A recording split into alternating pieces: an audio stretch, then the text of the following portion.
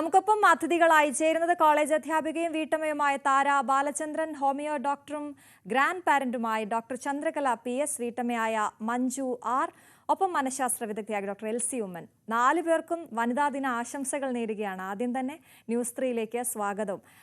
ഞാൻ ആദ്യം താരയിലേക്ക് പോവുകയാണ്. താര, ഒരുപാട് റോളുകൾ നമ്മൾ ഈ പ്രത്യേകിച്ച് വിമൻസ് ഡേയിലാണ് നമ്മുടെ റോളുകളെ കുറിച്ച് ബാക്കിയുള്ളവരും നമ്മളും ഇത്രത്തോളം ആശങ്കാകുലരാകുന്നത്. വലിയ റോളുകൾ വഹിക്കേണ്ടവരാണ് സ്ത്രീകളെന്ന് പറയുന്നു. അതിലെപ്പോഴും എല്ലാവരും ആദ്യം പറയുന്നത് അമ്മ എന്നുള്ളത് തന്നെയാണ്. നമ്മൾ എഴുതി പഠിക്കുമ്പോൾ, അക്ഷരം പഠിക്കുമ്പോൾ ആ അമ്മ എന്ന് പഠിക്കുന്നത് പോലെ അമ്മ എന്നുള്ള റോള് അത് എത്രത്തോളം അത് നന്നായി ഇപ്പോൾ നമുക്കൊക്കെ നിർവഹിക്കാൻ കഴിയുന്നു എന്നുള്ളത് കൂടി നമ്മൾ ഈ ചർച്ചയിൽ ഉൾക്കൊള്ളിക്കുകയാണ്. നമ്മുടെ കുട്ടികൾക്ക് എന്ത് പറ്റി എന്നുള്ളതാണ്. ഒരു ആമുഖമായി താരയ്ക്ക് എന്താണ് പറയാനുള്ളത് ഈ വാർത്തകളൊക്കെ ഇങ്ങനെ വന്ന് നിറയുമ്പോൾ? കുട്ടികൾക്കായാലും നമ്മുടെ പൊതുസമൂഹത്തിനായാലും വലിയൊരു പരിവർത്തനത്തിലൂടെ കടന്നു പോവുകയാണ്. നമ്മൾ ഡിജിറ്റൽ ഏജിലാണ്. ഒരു ക്രോസ് കൾച്ചറൽ കമ്മ്യൂണിക്കേഷൻ ഭയങ്കരമായിട്ട് നമുക്കിടയിലേക്ക് വരുന്നുണ്ട്. നമ്മൾ ശരിക്കും ഇപ്പോൾ പണ്ടൊക്കെ ആണെങ്കിൽ നമ്മൾ കേരളം, മലയാളി എന്നൊക്കെ പറയുന്നതിനൊക്കെ ഒരു കൺസെപ്റ്റുകൾ ഉണ്ടായിരുന്നു. ഇന്നിപ്പോൾ അങ്ങനെയൊക്കെ കൺസെപ്റ്റുകൾക്ക് ബൗണ്ടറീസൊക്കെ കുറഞ്ഞുകൊണ്ടിരിക്കുകയാണ്. അപ്പോൾ കുട്ടികളായാലും മുതിർന്നവരാണെങ്കിലും ഒരു വലിയ വാസ്റ്റ് എന്താ പറയുക, നമ്മൾ പണ്ട് പറയുന്ന വൺ വേൾഡ് എന്നുള്ളൊരു കോൺസെപ്റ്റിലേക്ക് പോവുകയാണ്. അപ്പോൾ അവിടെ ഒരുപാട് എക്സ്പോഷേഴ്സ് ഉണ്ട്. എല്ലാവർക്കും അവരുടേതായ ജീവിതത്തിൽ തിരക്കുകളുണ്ട്. തിരക്കുകൾ എന്ന് പറഞ്ഞാൽ നമ്മൾ പലപ്പോഴും തിരക്കുകളെക്കുറിച്ച് പറയുമ്പോൾ കുട്ടികൾക്കായാലും എല്ലാവർക്കും സമയമില്ല എന്നൊക്കെ പറയുന്ന നമ്മൾ സാധാരണയായി പറയാറുണ്ട്. കാരണം മൾട്ടി ടാസ്കിങ് ഇന്നൊരു ഡിമാൻഡ് ചെയ്യപ്പെടുന്ന ഒരു ഘടകമാണ്. ഇതിലൂടെ കുട്ടികളും അമ്മമാരാണെങ്കിലും അച്ഛന്മാരാണെങ്കിലും ഇനി സ്ത്രീകളായാലും പുരുഷന്മാരായാലും അങ്ങനെ വേർതിരിവില്ലാതെ കടന്നു പോകുന്നുണ്ട്. അപ്പോൾ ഈ ജീവിതത്തിൽ രാവിലെ ഒരു ദിവസം നേരം വെളുത്തു കഴിഞ്ഞ് കഴിഞ്ഞാൽ അന്തിയാകുന്നവരെ ഒരുപാട് കാര്യങ്ങളിലൂടെ ഒരുപാട് റോളുകളിലൂടെയൊക്കെ കടന്നു പോകുന്നുണ്ട്. ഞാനാണെങ്കിൽ ഒരു അധ്യാപികയാണ്. കഴിഞ്ഞ 10 വർഷമായിട്ട് കോളേജ് എഡ്യൂക്കേഷനിൽ അധ്യാപികയായി പ്രവർത്തിക്കുന്നു. ഒപ്പം ഞാൻ 2 പെൺകുട്ടികളുടെ അമ്മയാണ്. അപ്പോൾ ഈ വനിതാ ദിനത്തിൽ എനിക്ക് ഒരുപാട് കാര്യങ്ങൾ പറയാനുണ്ട്. ഇന്ന് ആൺപെൺ വേർതിരിവ് ഇല്ലാതെ തന്നെ ഈ ലഹരിയുടെ ഉപയോഗം കുട്ടികളിലേക്ക് വരുന്നുണ്ട്. അത് ഒരു ഘടകം എന്ന് പറയുന്നത് ഈ എന്താ പറയുക, ഒരു സന്തോഷം കുട്ടികൾ ആഗ്രഹിക്കുന്നുണ്ട്. പലപ്പോഴും ആ സന്തോഷം എന്ന് പറയുന്നത് പല തരത്തിലാണല്ലേ. ഇപ്പം നമുക്ക് ശാസ്ത്രീയമായിട്ട് പറയുകയാണെങ്കിൽ നമുക്ക് പറയാൻ പറ്റും, നമ്മുടെ ഈവൻ ഹാപ്പി ഹോർമോൺസിൻ്റെ സെക്രീഷൻസ് ഒക്കെ തന്നെ പലതരത്തിലാണ് കുട്ടികളിലേക്ക് വരുന്നത്. അത് പല ആക്ടിവിറ്റീസ് അല്ല, ഫുഡ് കഴിക്കുമ്പോൾ കണ്ടിട്ടില്ലേ, ഫുഡിലൊക്കെ ഒരുപാട് കുട്ടികൾക്ക് ഒരുപാട് ടേസ്റ്റുകൾ ഇഷ്ടമാണ്. അല്ലെങ്കിൽ പല ആക്ടിവിറ്റീസ്, സ്പോർട്സ് ആയാലും ആർട്സ് ആയാലും അതിലൊരു ഘടകമായി മാറുന്നുണ്ട് പലപ്പോഴും എളുപ്പത്തിൽ ഡോപ്പമിൻ പോലുള്ള ഹോർമോൺ സെക്രീഷൻസിലൊക്കെ ഈ ഡ്രഗ്സിൻ്റെയൊക്കെ ഉപയോഗം. പിന്നെ വളരെ സുലഭമായി ഇത് ലഭിക്കുന്നുണ്ട്. ഈ ഡ്രഗ് എന്ന് പറയുന്ന ഒരു വലിയ വിപത്ത് നമ്മുടെ കുട്ടികളിലേക്ക് എന്തെല്ലാം നിയമങ്ങൾ മാറിയും മറിഞ്ഞും വന്നാലും എന്തെല്ലാം സുരക്ഷിതത്വം നമ്മൾ ഉറപ്പുവരുത്താൻ ശ്രമിച്ചാലും എത്തുന്നുണ്ട്. അത് മാത്രമല്ല, അത് പല വിധത്തിലാണ് എത്തുന്നത്. അപ്പോൾ ഈ എത്തുന്നത് കൊണ്ട് തന്നെ നമുക്കത് തടയുക എന്ന് പറയുന്നൊരു വലിയ പരിശ്രമമാണ്. പിന്നെ ഈ തടയുന്നതിനപ്പുറം ഈ പറയുന്ന അമ്മ എന്നുള്ള രീതിയിൽ എനിക്ക്, അല്ലെങ്കിൽ ഒരു അധ്യാപിക എന്ന രീതിയിൽ ഒരു സ്ത്രീക്ക് ചെയ്യാൻ പറ്റുന്നതെന്ന് വെച്ചാൽ, സ്ത്രീകൾക്ക് സമൂഹത്തിൽ വലിയൊരു സ്വാധീനമുണ്ട്. അത് ഏത് റോൾ എടുത്താലും, അമ്മയുടെ ആയാലും മുത്തശ്ശിയുടെ ആണെങ്കിലും അധ്യാപികയുടെ ആണെങ്കിലും എന്ത് റോൾ എടുത്തു കഴിഞ്ഞാലും, കാരണം അവർക്ക് കുറച്ചുകൂടെ ലളിതമായി ലോലമായിട്ട് ആൺകുട്ടിയുടെ ആയാലും പെൺകുട്ടിയുടെ ആയാലും മനസ്സിനെ സ്പർശിക്കാൻ സാധിക്കുന്നുണ്ട്. അപ്പോൾ നമ്മൾ വീട്ടിൽ നിന്ന് ഒരു അമ്മ എന്ന രീതിയിലുള്ള ഒരു അടുപ്പം മക്കളുമായിട്ട് ഉണ്ടാകുമ്പോൾ, അധ്യാപിക എന്നുള്ള രീതിയിൽ വിദ്യാർത്ഥികളുമായിട്ട് അടുക്കുമ്പോഴൊക്കെ അവർക്ക് ബോധവൽക്കരണം നൽകാൻ സാധിക്കും. ഇപ്പോൾ ഇത്തരം ഉപയോഗങ്ങൾ നമ്മളെ എന്ത് വിപത്തിലേക്കാണ്, നമ്മുടെ പല കഴിവുകളും അതിലൂടെ ഇല്ലാതെ പോവുകയും നമ്മുടെ ജീവിതം തന്നെ ഒന്നുമല്ലാതായി തീരുന്നതിലേക്ക് നയിക്കപ്പെടും. താൽക്കാലികമായ സുഖങ്ങളും സന്തോഷങ്ങളും നൽകുന്ന ഡ്രഗിൻ്റെ ഉപയോഗം കൊണ്ട് നമ്മൾ എന്തെല്ലാം വിപത്തുകളാണ് നേരിടാൻ പോകുന്നതെന്നുള്ളത് ഒരു ബോധവൽക്കരണം നമ്മൾ കുട്ടികളിലേക്ക് കൊണ്ടെത്തിക്കാൻ ഈ പല റോളുകൾ എടുക്കുന്ന ഓരോരുത്തർക്കും സാധിക്കും. അതിപ്പോൾ മാധ്യമപ്രവർത്തകർ അശ്വതിക്കും സാധിക്കും, എല്ലാവർക്കും സാധിക്കും. എല്ലാ സ്ത്രീയും പുരുഷനും ഭേദമന്യേ ഇതിലേക്ക് ഇൻവോൾവ് ചെയ്യണം. ഇന്ന് വിമൻസ് ഡേ ആയതുകൊണ്ട് ഏറ്റവും ഞാൻ പറഞ്ഞല്ലോ, മാനസികമായി ഒരാളെ സ്വാധീനിക്കാൻ, കുറച്ചുകൂടെ ആർദ്രമായി പെരുമാറാൻ, ആർദ്രത കൊണ്ടുവരാൻ. അതിൽ എപ്പോഴും ചോദിക്കുന്ന ഒരു ചോദ്യം, എങ്ങനെ കുഞ്ഞുങ്ങളുമായി അടുത്ത് നിൽക്കണമെന്ന് നമ്മളിങ്ങനെ പറയുന്നുണ്ട്. എങ്ങനെ കുഞ്ഞുങ്ങളുമായി അടുക്കും എന്നുള്ള ഒരു ചോദ്യം കൂടിയുണ്ട്. ഡോക്ടർ എൽസി ഉമ്മൻ നമുക്കൊപ്പം ഉണ്ട്. ഡോക്ടർ എൽസി ഉമ്മനിലേക്ക് ഞാൻ വരാം. അതിന് മുമ്പ് മഞ്ജുവിലേക്ക് പോവുകയാണ്. മഞ്ജു, നമ്മളെപ്പോഴും ഈ വാർത്തകൾ ഓരോന്ന് കേൾക്കുമ്പോൾ അതിപ്പോൾ താമരശ്ശേരിയിൽ സുഹൃത്തുക്കളുടെ മർദ്ദനമേറ്റ് മരിച്ച ഷഹബാസ് ആണെങ്കിലും താനൂരിൽ ഇപ്പോൾ ഈ യാത്ര ചെയ്യണമെന്ന ആഗ്രഹം കൊണ്ട് ഒരു നാടിനെ മുഴുവൻ തീ പോയ 2 പെൺകുഞ്ഞുങ്ങളാണെങ്കിലും വെഞ്ഞാറമൂട്ടിൽ ഒരു കുടുംബത്തെ ആകെ ഇല്ലാതാക്കി, കാമുകിയെ ഇല്ലാതാക്കി, ഇപ്പോൾ റിമാൻഡിലുള്ള അഫാനായാലും ഒക്കെ നമ്മളിങ്ങനെ വല്ലാതെ അലട്ടിക്കൊണ്ടിരിക്കുന്നുണ്ട്. പ്രത്യേകിച്ച് താര പറഞ്ഞതുപോലെ ഒരു മാധ്യമപ്രവർത്തക എന്ന നിലയിൽ ഞാനൊരു അമ്മ കൂടിയാണ്. ഈ വാർത്തകളൊക്കെ കേൾക്കുമ്പോൾ പലതും നമുക്ക് ശരിക്കും കണ്ണിൽ നിന്ന് കണ്ണീര് വരുന്ന വാർത്തകളാണ്, അല്ലെങ്കിൽ ആശങ്കപ്പെടുത്തുന്ന വാർത്തകളാണ്. മഞ്ജു എങ്ങനെയാണ് ഈ വാർത്തകളെയൊക്കെ കാണുന്നത്? എന്തെങ്കിലും മാറ്റം വരുത്താൻ, അല്ലെങ്കിൽ എൻ്റെ പാരൻറ്റിങ്ങിൽ ഞാൻ എന്തെങ്കിലും മാറ്റം വരുത്തണോ എന്ന ചോദ്യം മനസ്സിലെപ്പോഴെങ്കിലും ഒക്കെ വന്നിരുന്നോ? തീർച്ചയായിട്ടും. എനിക്ക് ഈ ന്യൂസുകൾ രാവിലെ കാണുമ്പം തന്നെ ഓരോ വീടിൻ്റെ അവസ്ഥയാണ് ഞാൻ കൂടുതലും ആലോചിക്കാറുള്ളത്. കാരണം വളരെ കൊച്ചു കുഞ്ഞുങ്ങൾ, ഇപ്പം 14 വയസ്സ്, ഈ മാഡം പറഞ്ഞ പോലെ തന്നെ ഇതിനൊക്കെ മുമ്പ് തന്നെ തൃശ്ശൂർ പൂരം സമയത്തൊരു സംഭവം ഉണ്ടായി. ഒരു 14 വയസ്സുള്ളൊരു കുട്ടി 30 വയസ്സുള്ള ഒരു യുവാവിനെ തല്ലിക്കൊന്നു എന്നുള്ളൊരു ന്യൂസ് അറിഞ്ഞു. അതെന്ന് വെച്ചാൽ ലഹരിയാണ് ഏറ്റവും കൂടുതൽ പ്രശ്നം ഉണ്ടായേക്കുന്നത്. അപ്പൊ ലഹരിക്ക് നമ്മൾ ആദ്യം തന്നെ വീട്ടിൽ നിന്ന് ആദ്യം തന്നെ തുടങ്ങണമെന്നാണ്. അതായത് അച്ഛനും അമ്മയും ഒരുപോലെ തന്നെ കുഞ്ഞുങ്ങളോടെ പറഞ്ഞ് മനസ്സിലാക്കണം. ഉദാഹരണമായിട്ട് ഞാനത് പറയാൻ കാരണം എന്ന് വെച്ചാൽ, ഇപ്പൊ ഏറ്റവും കൂടുതൽ കുട്ടികൾ ഈ ഒരു ഇതിലേക്ക് വരാൻ പ്രധാന കാരണം അവർക്ക് ആക്സസ് ചെയ്യാൻ പറ്റിയ ഏറ്റവും വലിയൊരു കാര്യമാണ് മൊബൈൽ ഫോൺ. ഇപ്പം മൊബൈൽ ഫോൺ, ഇപ്പോൾ കുട്ടികൾ എന്തെങ്കിലും ഒരു അച്ചീവ്മെൻ്റ് ഉണ്ടായിക്കഴിഞ്ഞാൽ കുട്ടികൾ ആദ്യം ആവശ്യപ്പെടുന്ന കാര്യം മൊബൈൽ ഫോണാണ്. മൊബൈൽ ഫോൺ വാങ്ങിച്ചു തരാമെങ്കിൽ ഞാൻ പഠിക്കാം, അല്ലെങ്കിൽ മൊബൈൽ ഫോൺ എടുത്തു തരാമെങ്കിൽ അങ്ങനെ ചെയ്യാം എന്നൊക്കെ. അപ്പോൾ ഉടനെ വീട്ടിലെ അച്ഛനല്ലേ അമ്മ പറയും, മോനെ അത് വാങ്ങിച്ചു തരാം, അല്ലെ മോളെ അത് വാങ്ങിച്ചു തരാമെന്ന് പറയും. അപ്പോൾ കുട്ടികൾക്ക് അത് അല്ലാതെ വേറെ എന്തെല്ലാം കാര്യങ്ങളുണ്ട്, അത് കിട്ടിക്കഴിഞ്ഞാൽ തന്നെ കുട്ടികൾ എന്ത് ചെയ്യും, അവരെ ചാറ്റിങ്ങിലാവും. പിന്നെ ഇങ്ങനെയുള്ള ലഹരി മാഫിയകളിലേക്കാണ് ഇവർ പോകുന്നത്. കഴിഞ്ഞ ദിവസം ഞാനൊരു വീഡിയോ കണ്ടതിനകത്ത് കൂടുതലും അവർ ആൺകുട്ടികളെയും പ്രത്യേകിച്ച് കൂടുതൽ അവർ നോക്കുന്നത് പെൺകുട്ടികളെയാണ്.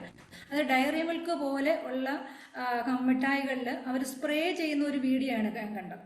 അപ്പോഴും നമ്മൾ വീട്ടിലാണെങ്കിലും പേരൻസും അതുപോലെ തന്നെ വീട്ടിൽ മുത്തശ്ശനും മുത്തശ്ശിയും ഉണ്ടെങ്കിൽ അവരും എല്ലാം ഒരുപോലെ തന്നെ, അതുപോലെ സ്കൂളിലെ ടീച്ചേഴ്സും എല്ലാവരും, അതുപോലെ സമൂഹവും ഒരുപോലെ നിന്നാൽ മാത്രമേ നമുക്ക് ഈ ഒരു ലഹരിയെ നമുക്ക് ഇല്ലായ്മയാക്കാൻ പറ്റൂ. കാരണം എന്ന് വെച്ചാൽ കുട്ടികൾക്ക് പൈസ കൊടുക്കാതിരിക്കുക. അപ്പം ഞാൻ അതിൽ മനസ്സിലാക്കിയെന്ന് വെച്ചാൽ, ആ ഒരു കുട്ടി ലഹരി വാങ്ങിച്ചതിന് ശേഷം അവന് പൈസ ഇല്ലാത്തതിന് എന്തുകൊണ്ട് അവൻ എന്ത് ചെയ്യുന്നു, ഗ്രാൻഡ് പേരൻസിൻ്റെ നിന്ന് ആദ്യം പൈസ ചോദിക്കുന്നു, അവർ കൊടുക്കുന്നു, പിന്നീട് അവൻ ബൈക്ക് വരെ മോഷ്ടിക്കുന്ന ഒരു രംഗത്തിലേക്ക് എത്തുന്നു. അപ്പം നമ്മളത് തീർച്ചയായിട്ടും പേരൻസും ടീച്ചേഴ്സും സമൂഹവും, ഇപ്പോൾ ഒരാളെ നമ്മൾ കണ്ടു കഴിഞ്ഞാൽ നമ്മളത് മാറി നിൽക്കരുത്. ഇപ്പം ഞാനിപ്പോൾ പോകുന്ന വഴി ഒരു കുട്ടിയെ വശപ്പശകായിട്ട് കണ്ടു കഴിഞ്ഞാൽ അവൻ എന്തെങ്കിലും ആകട്ടെ, കാരണം നാളെ നമ്മുടെ വീട്ടിലെ കുട്ടിയും ഇങ്ങനെ ആകും. അപ്പം നമ്മൾ എന്ത് ചെയ്യും, നമ്മളതിനെ നോട്ട് ചെയ്യുക, അറിയിക്കേണ്ടവരെ നമ്മൾ അറിയിക്കാൻ പറ്റുന്നെങ്കിൽ അറിയിക്കാൻ പറ്റുന്നില്ല അറിയിച്ച് അതിനെ നമ്മൾ വേണ്ട രീതിയിൽ കൈകാര്യം ചെയ്യുക. സ്കൂളിൽ പോകുമ്പോഴും വരുമ്പോഴും നമ്മൾ പ്രധാനമായിട്ടും, എനിക്കും ഒരു മകളുണ്ട്, അധ്യാപികയും കൂടിയാണ് ഞാൻ. അപ്പം ഞാൻ എന്ത് ചെയ്യും, തീർച്ചയായിട്ടും ബുക്കുകളും ബാഗും ഒക്കെ ചെക്ക് ചെയ്യാറുണ്ട്. അപ്പോൾ അങ്ങനെ നമ്മൾ ഒരു കൺട്രോൾ വീട്ടിലുണ്ട് എന്ന് വരുമ്പോഴത്തേക്ക് കുറച്ചൊരു 10% എന്നേ ഞാൻ പറയുന്നുള്ളൂ, മുഴുവനൊന്നും പറയുന്നില്ല, 10% നമുക്ക് അതിൽ മാറ്റം വരുത്താൻ പറ്റും. മാത്രമല്ല കുട്ടികളെ ഇൻട്രാക്ഷന് വിടുക കൂടുതലും, നമ്മുടെ സമൂഹമായിട്ട് എപ്പോഴും തന്നെ സിറ്റിയിലാണല്ലോ ഇപ്പോൾ കൂടുതലും സംഭവിക്കുന്നത്. നാട്ടിൻപുറത്ത് ഇപ്പോൾ ഒരു കുട്ടി പോയി കഴിഞ്ഞാൽ ഇന്ന വീട്ടിലെ കുട്ടിയാണെന്ന് നമുക്ക് അറിയാൻ പറ്റും. പക്ഷെ സിറ്റിയിലാണെങ്കിലോ എവിടുത്തെ കുട്ടിയാണെന്ന് പോലും അറിയാൻ പറ്റത്തില്ല. നാട്ടിൻപുറത്തൊരു കുട്ടി പോയി ഇന്ന വീട്ടിലെ കുട്ടിയാണ്, ആ കുട്ടി ഇതാണ് ഇങ്ങനെയുള്ള കാര്യങ്ങളൊക്കെ ചെയ്യുന്നു എന്ന് അവർ തന്നെ പരസ്പരം പറയും. പിന്നെ എങ്ങനെയെങ്കിലും അത് മാതാപിതാക്കളുടെ അടുത്തെത്തും, അവരത് ചോദ്യം ചെയ്യും. പക്ഷേ സിറ്റികളിൽ അങ്ങനെയല്ല. അപ്പം നമുക്ക് എന്ത് ചെയ്യും, തീർച്ചയായിട്ടും പേരൻസും ടീച്ചേഴ്സും, പ്രധാനമായിട്ട് സ്കൂളിൽ ഒരു കാരണവശാലും എന്ത് ചെയ്യുക, മൊബൈൽ ഫോൺ അനുവദിക്കാതിരിക്കുക. ഞാനത് ഒരു 1-2 എൻ്റെ മോളൊക്കെ പഠിച്ച സ്കൂളിലൊക്കെ ഞാൻ ചോദിച്ചു. അപ്പോൾ പറഞ്ഞു അതൊന്നും പറ്റത്തില്ലെന്ന്. പക്ഷേ അത് ഒരു സ്കൂളിൻ്റെ നിയമം ഇങ്ങനെ, ഈ സ്കൂളിൽ പഠിക്കണമെങ്കിൽ മൊബൈൽ ഫോൺ പാടില്ല, അല്ലെങ്കിൽ മൊബൈൽ ഫോൺ കൊണ്ടുവന്നതിന് ശേഷം ഓഫീസിൽ വെക്കുക എന്നുള്ള ആ ഒരു രീതി പാടെ മാറ്റണം. കാരണം സ്കൂൾ ക്ലാസ് റൂമിൽ ഉപയോഗിച്ചില്ലേലും ഓഫീസ് റൂമിൽ വെച്ചതിന് ശേഷം കുട്ടി തിരിച്ചു പോകുമ്പം അത് ഉപയോഗിക്കുന്നില്ലേ, അതൊരു മോശമായ വഴിയിലേക്കല്ലയോ പോകുന്നത്. അപ്പൊ അത് മഞ്ജു, ഞാൻ മഞ്ജുവിലേക്ക് വരാം. ഡോക്ടർ എൽസിയുമനിലേക്ക് പോവുകയാണ്. ഡോക്ടർ, നമ്മൾ എവിടെ തടയിടണം എന്നുള്ളിടത്ത് നമുക്ക് വലിയ ഒരുപാട് ആശങ്കയുണ്ടാക്കുന്ന കാര്യങ്ങളുണ്ട്. ഇപ്പം നേരത്തെ മഞ്ജു പറഞ്ഞതുപോലെ, താര പറഞ്ഞതുപോലെ കുഞ്ഞുങ്ങളുമായി അടുക്കാൻ താര പറയുന്നു. ഒപ്പം കുഞ്ഞുങ്ങളെ നമ്മൾ എന്നും അവർക്കൊപ്പം ഇരുന്ന്, അല്ലെങ്കിൽ അവരെ സംശയത്തോടെ തന്നെ നമ്മൾ പലപ്പോഴും കാണണമെന്ന് മഞ്ജു പറഞ്ഞു. നമ്മൾ എങ്ങനെ കുട്ടികളുമായി അടുക്കുമെന്ന വലിയ ചോദ്യം ബാക്കി നിൽക്കുന്നു. പ്രത്യേകിച്ച് ഇപ്പോഴത്തെ കുഞ്ഞുങ്ങൾ അവരുടെ ഈ ഗാഡ്ജറ്റ്സിൻ്റെ ഇടയിൽ കടന്ന് വളരുന്ന കുട്ടികളാണ്. അവർക്ക് മൊബൈൽ ഫോൺ വേണം എന്ന് പറഞ്ഞാൽ വേണം എന്നതിനപ്പുറത്തേക്ക്, അല്ലെങ്കിൽ വാശി അതിനപ്പുറത്തേക്ക് ഒന്നുമില്ല എന്നുള്ള രീതിയിൽ എങ്ങനെ അവരെ തല്ലണോ അല്ലെങ്കിൽ തലോടണോ എന്നൊക്കെയുള്ള ചോദ്യങ്ങൾ ഇങ്ങനെ ആശങ്ക രക്ഷിതാക്കളുടെ മനസ്സിൽ വന്നുകൊണ്ടേയിരിക്കുന്നു. എന്താ നമുക്ക് ചെയ്യാൻ കഴിയുക ഡോക്ടർ? ലഹരി ഉപയോഗം എന്തുകൊണ്ട് കുട്ടികളിൽ സംഭവിക്കുന്നു എന്ന് നമ്മൾ ആദ്യമേ മനസ്സിലാക്കേണ്ടതുണ്ട്. അതിന് പ്രധാനമായിട്ട് 2 കാര്യങ്ങളാണ്. ഒന്നെന്ന് പറഞ്ഞാൽ ജനിതകം എന്ന് പറഞ്ഞാൽ പാരമ്പര്യമായിട്ട് കിട്ടുന്നത് ജനറ്റിക് ആയിട്ടുള്ള കാരണങ്ങൾ കൊണ്ട്. അത് പല കാരണങ്ങൾ കൊണ്ട് വരാം. വീട്ടിലിപ്പോൾ മദ്യപിക്കുന്ന ആളുണ്ടെന്നുണ്ടെങ്കിൽ ആ ആളിന്റെ തലമുറയ്ക്ക് ലഹരി ഉപയോഗത്തിന് പോകാനുള്ളൊരു വാസനയുണ്ട്.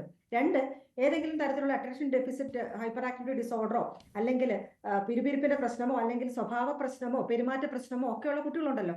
അനുസരിക്കാത്ത കുട്ടികൾ, ശാഠ്യമുള്ളവർ, ദേഷ്യമുള്ളവർ, അങ്ങനെ പ്രശ്നമുള്ള കുട്ടികൾ ഒരു കൗമാരപ്രായം എത്തുമ്പോഴേക്കും അല്ലെങ്കിൽ അതിന് മുൻപേ തന്നെ ഈ ലഹരി ഉപയോഗത്തിലേക്ക് വഴിതിരിഞ്ഞു പോകാനും മറ്റ് ഇതര കൂട്ടുകെട്ടുകളിലേക്ക് വഴിതിരിഞ്ഞു പോകാനുള്ള സാധ്യത ഏറെയാണ്. അപ്പോൾ ആദ്യം നമ്മൾ തടയിടേണ്ടത്, ഇവർ ചെറുതായിരിക്കുമ്പോൾ തന്നെ LKG പോകുമ്പോൾ തന്നെ ടീച്ചേഴ്സിന് പിക്ക് ചെയ്യാൻ പറ്റും. ഒരു ക്ലാസ്സിൽ ഒരു 10-30 പേരുണ്ടെന്നുണ്ടെങ്കിൽ അതിനകത്ത് ഉറപ്പായിട്ടും 1-2 കുട്ടികൾ ഞാൻ ഈ പറയുന്ന ഗണത്തിൽപ്പെടുന്നതായിരിക്കും. ആ കുട്ടികളെ സ്പോട്ട് ചെയ്യാനായിട്ട് ഒരു ബുദ്ധിമുട്ടുമില്ല. പേരൻസിനും ഒപ്പം ഇത് സ്പോട്ട് ചെയ്യാനായിട്ട് പറ്റും. അപ്പോൾ ഫസ്റ്റ് ഫിൽട്ടറിങ് നടക്കേണ്ടത് ഈ ഒരു ചെറിയ പ്രായത്തിൽ തന്നെയാണ്. പിരിവിരിപ്പിന്റെ പ്രശ്നമുണ്ടോ, പെരുമാറ്റ പ്രശ്നമുണ്ടോ, അനുസരിക്കായ്മയുണ്ടോ, അല്ലെ അത്തരം ഫാമിലി ഹിസ്റ്ററി ഉണ്ടെന്നുണ്ടെങ്കിൽ നമ്മുടെ തലമുറയ്ക്കും അത് വരാൻ സാധ്യതയുണ്ട് എന്നുള്ള ഒരു ബോധ്യം, അതനുസരിച്ച് കുട്ടികളെ സ്ക്രീൻ ചെയ്യുക, അവർക്ക് വേണ്ടുന്ന രീതിയിൽ ഒരു ഇന്റർവെൻഷൻ ആ പ്രായത്തിൽ തന്നെ കൊടുക്കുക എന്നുള്ളതാണ് ഏറ്റവും ഇമ്പോർട്ടന്റ് കാര്യം. രണ്ടാമത്തെ കാര്യം എന്ന് പറയുന്നത്, പല ഡിഫറെന്റ് ഫാക്ടേഴ്സ് കൊണ്ട് കുട്ടികൾ ലഹരി ഉപയോഗത്തിലേക്ക് തിരിയാം. അതൊരു പക്ഷേ ക്യൂരിയോസിറ്റി കൊണ്ടായിരിക്കാം, എന്താണെന്ന് കണ്ടുപിടിക്കാനാകാം. അല്ലെങ്കിൽ ഒരു പക്ഷേ അവർക്ക് എന്തെങ്കിലും ഉത്കണ്ഠയോ വിഷാദമോ ഉണ്ടെങ്കിൽ അതിനെ മറികടക്കാനായിട്ട് അവർ സ്വയം കണ്ടുപിടിക്കുന്ന മാർഗമായിരിക്കാം. ഇപ്പോൾ എൻ്റെ കുട്ടിക്ക് ആങ്സൈറ്റി ഉണ്ടെങ്കിൽ ഞാൻ അതിന് ചികിത്സ നൽകാതെ, അത് അഡ്രസ്സ് ചെയ്യാതെ, ആ കുട്ടി ആങ്സൈറ്റി ലഘൂകരിക്കാൻ ഒരു ഫ്രണ്ട് കൊടുക്കുമ്പോൾ, ലഹരി കഴിക്കുമ്പോൾ അവനിപ്പോൾ ധൈര്യം വന്നുവെങ്കിൽ പിന്നെയും അവൻ പോയി അത് ലഹരി ഉപയോഗിക്കാനുള്ള സാധ്യതയില്ലേ? അപ്പോൾ എന്ത് കാരണം കൊണ്ട് അത് ഉപയോഗിക്കുന്നു എന്ന് നോക്കിയപ്പോൾ ഉത്കണ്ഠയാണെങ്കിലും വിഷാദമാണെങ്കിലും അത് നമ്മൾ പരിഹരിച്ചു കൊടുക്കാൻ മാതാപിതാക്കൾ ബാധ്യസ്ഥരാണ്. അത് ചെയ്യേണ്ടത് ആവശ്യമുണ്ട്. മൂന്നാമത്തെ കാര്യം എന്ന് പറയുന്നത്, ഇപ്പൊ ക്യൂരിയോസിറ്റി കാരണമോ അല്ലെങ്കിൽ പിയർ പ്രഷർ, പ്രത്യേകിച്ചും കൗമാരക്കാര് ഹൈ റിസ്ക് ബിഹേവിയറിലേക്ക് ഇൻഡൽജ് ചെയ്യാൻ, പ്രത്യാഘാതം ആലോചിക്കാതെ എടുത്ത് ചാടാനുള്ള പ്രവണതയുള്ള കുട്ടികളാണ്. അപ്പൊ ഇവിടെ ഇങ്ങനെയൊക്കെ ഈ ഒരു ലിസ്റ്റിന്റെ അണ്ടറിൽ വരുന്ന കാരണം കൊണ്ടാണ് ലഹരി ഉപയോഗിക്കുന്നതെങ്കിൽ അത് എന്തുകൊണ്ട് അങ്ങനെ വരുന്നു എന്ന് നമ്മൾ ചിന്തിക്കണം. കൗമാരപ്രായക്കാർക്ക് ഒരു സവിശേഷത ഉണ്ടല്ലോ ഞാൻ ഈ പറഞ്ഞത്. പക്ഷെ ഈ സവിശേഷത ഉള്ളപ്പോൾ അവിടെ നമ്മൾ ഏറ്റവും അധികം അഡ്രസ്സ് ചെയ്യേണ്ടത് കഴിഞ്ഞ 30 വർഷമായിട്ട് പേരന്റിങ്ങിൽ വന്നിട്ടുള്ള അധപതനം എന്ന് തന്നെ വേണമെങ്കിൽ പറയാം. കഴിഞ്ഞ 30 വർഷമായിട്ട്, അതിന് മുന്നിലത്തെ തലമുറയെ വെച്ച് നോക്കുമ്പോൾ ഒരുപാട് തരത്തിൽ പേരന്റിങ് അധപതിച്ചു എന്ന് വളരെ വിഷമത്തോടെയാണ് ഞാൻ പറയുന്നത്. എന്തും 2 തരത്തിലുള്ള പേരന്റിംഗ് ആണ് ഇപ്പോൾ കാണുന്നത്. ഒന്ന്, ഈ ഓട്ടത്തിനിടയിൽ, തിരക്കിനിടയിൽ, ഓട്ടപ്പാച്ചിലിനിടയിൽ കുട്ടികളുടെ ഒപ്പം സമയം കണ്ടെത്താനായിട്ട് പറ്റുന്നില്ല. കുട്ടി ഈ വീട്ടിലോട്ട് വരുമ്പോൾ ആദ്യമേ മൊബൈൽ ഫോൺ എടുത്ത് കയ്യിലെടുക്കുന്നു. എന്തുകൊണ്ട്? വീട്ടിൽ സംസാരിക്കാൻ വരെ ആരുമില്ല. അപ്പോൾ ക്വാളിറ്റി ടൈം കുട്ടികൾക്ക് മുതിർന്നവരിൽ നിന്നും ലഭിക്കുന്നില്ല. അത് കാരണം ഈ തരത്തിലേക്ക് പോകാനുള്ള ഒരു സാധ്യത.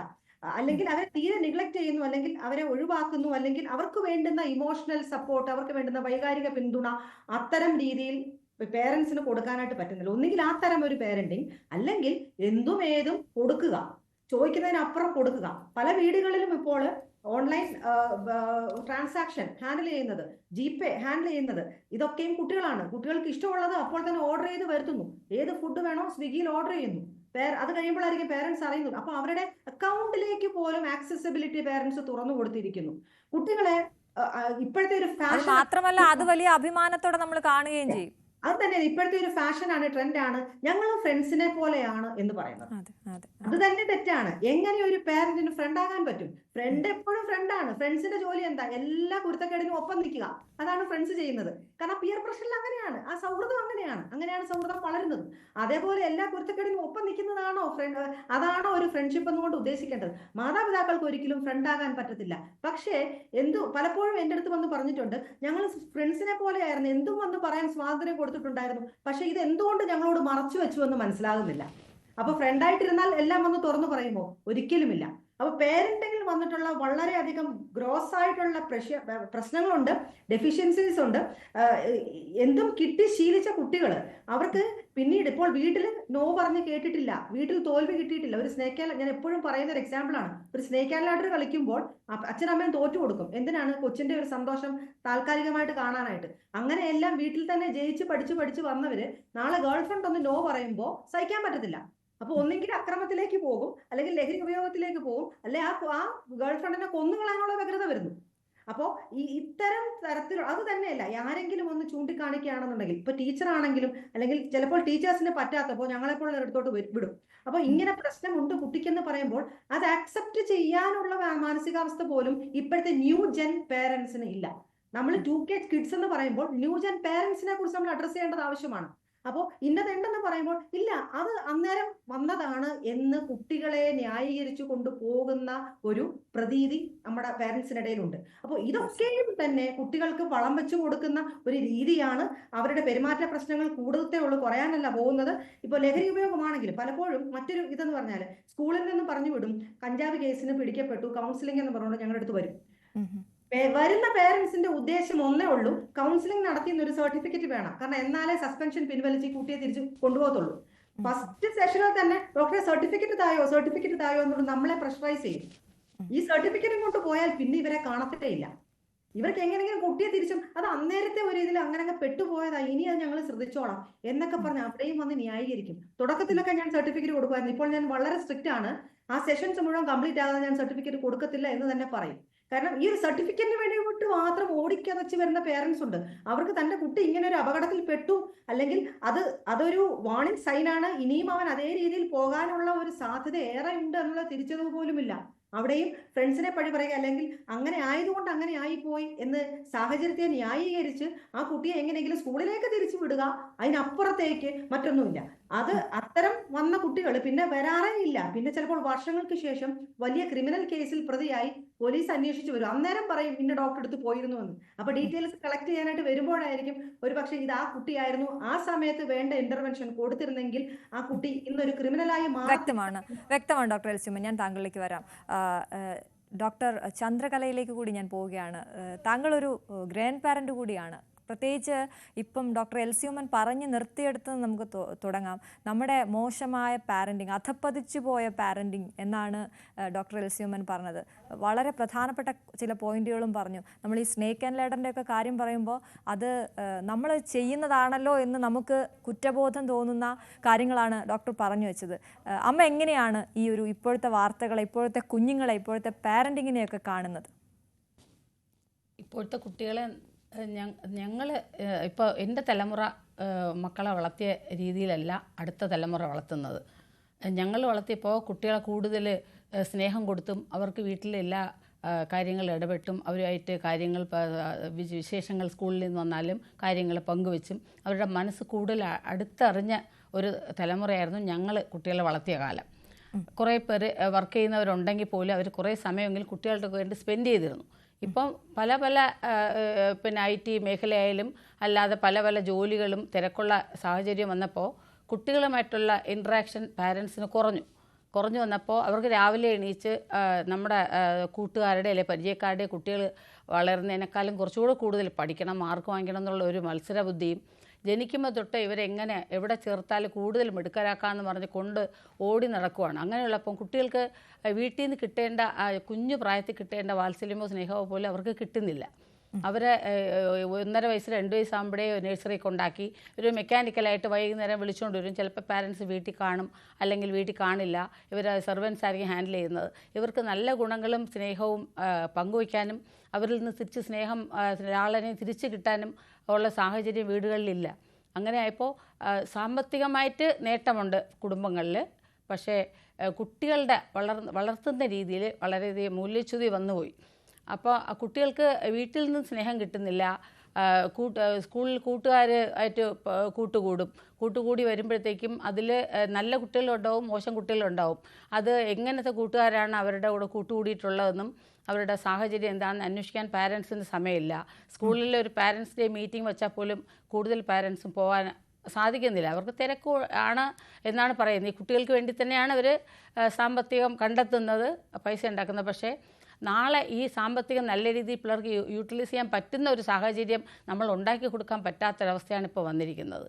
ഈ ഞാനൊന്ന് ഇടപെട്ട് ചോദിച്ചോട്ടെ. ഇപ്പം ഞാനും ഒരു പുതിയ തലമുറയിലെ അമ്മ ആയതുകൊണ്ട് നമ്മൾ എല്ലാവരെയും അടച്ചങ്ങനെ പറയുമ്പോൾ ഒരു ചോദ്യമുള്ളത്, നിങ്ങൾ വളർത്തിയ കുട്ടികളല്ല ഇന്നുള്ള കുട്ടികൾ. അങ്ങനെ ഒരു വലിയ പോയിന്റ് കൂടിയുണ്ട്. കാരണം ഞങ്ങൾ കുട്ടികളായിരുന്ന സമയത്ത്, ഇപ്പം ഞങ്ങൾ അമ്മമാരാണ്, ഞങ്ങൾ കുട്ടികളായിരുന്ന സമയത്ത് നമുക്ക് ഇതുപോലെയുള്ള ഗാഡ്ജറ്റ്സോ അല്ലെങ്കിൽ മറ്റു കാര്യങ്ങളോ ഒന്നുമില്ല. ആകെ പറയാനുള്ളത് അമ്മയോടോ അല്ലെങ്കിൽ വീട്ടിനടുത്തുള്ള ആളുകളോടോ ബന്ധുക്കളോടോ ഒക്കെ ആയിരിക്കും. ഇതിപ്പോൾ AI കാലമാണ്, അതിലേക്ക് വരെ എത്തി നിൽക്കുന്നു. അപ്പോൾ ആ കുഞ്ഞുങ്ങളെ എങ്ങനെ വളർത്തണമെന്നുള്ള ആശങ്ക അവർക്കുണ്ട്. അങ്ങനെ കൂടി തോന്നുന്നുണ്ടോ അമ്മയ്ക്ക്? തീർച്ചയായിട്ടും. ഈ മൊബൈൽ ഫോണും കാര്യങ്ങളും ഒന്ന് ജനിച്ച ഉടനെ ഒരു 6 മാസമാകുമ്പോൾ കുട്ടിയുടെ കയ്യിൽ മൊബൈൽ ഫോൺ കൊടുക്കും.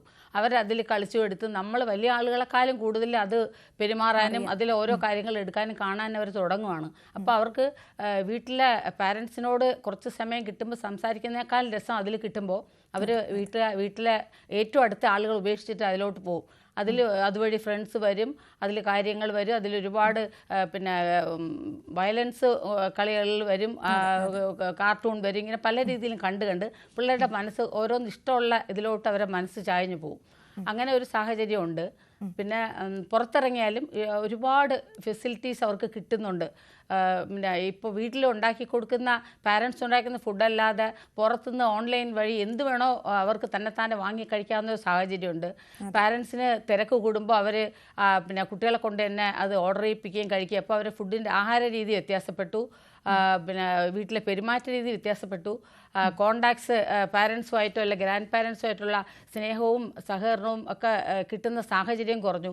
ഗ്രാൻഡ് പാരൻസ് കുറേ കൊച്ചുകുട്ടികളുടെ കൂടെ ഉണ്ട് എങ്കിലും എല്ലാവർക്കും അതിനുള്ള സാഹചര്യം ഉണ്ടാവില്ല.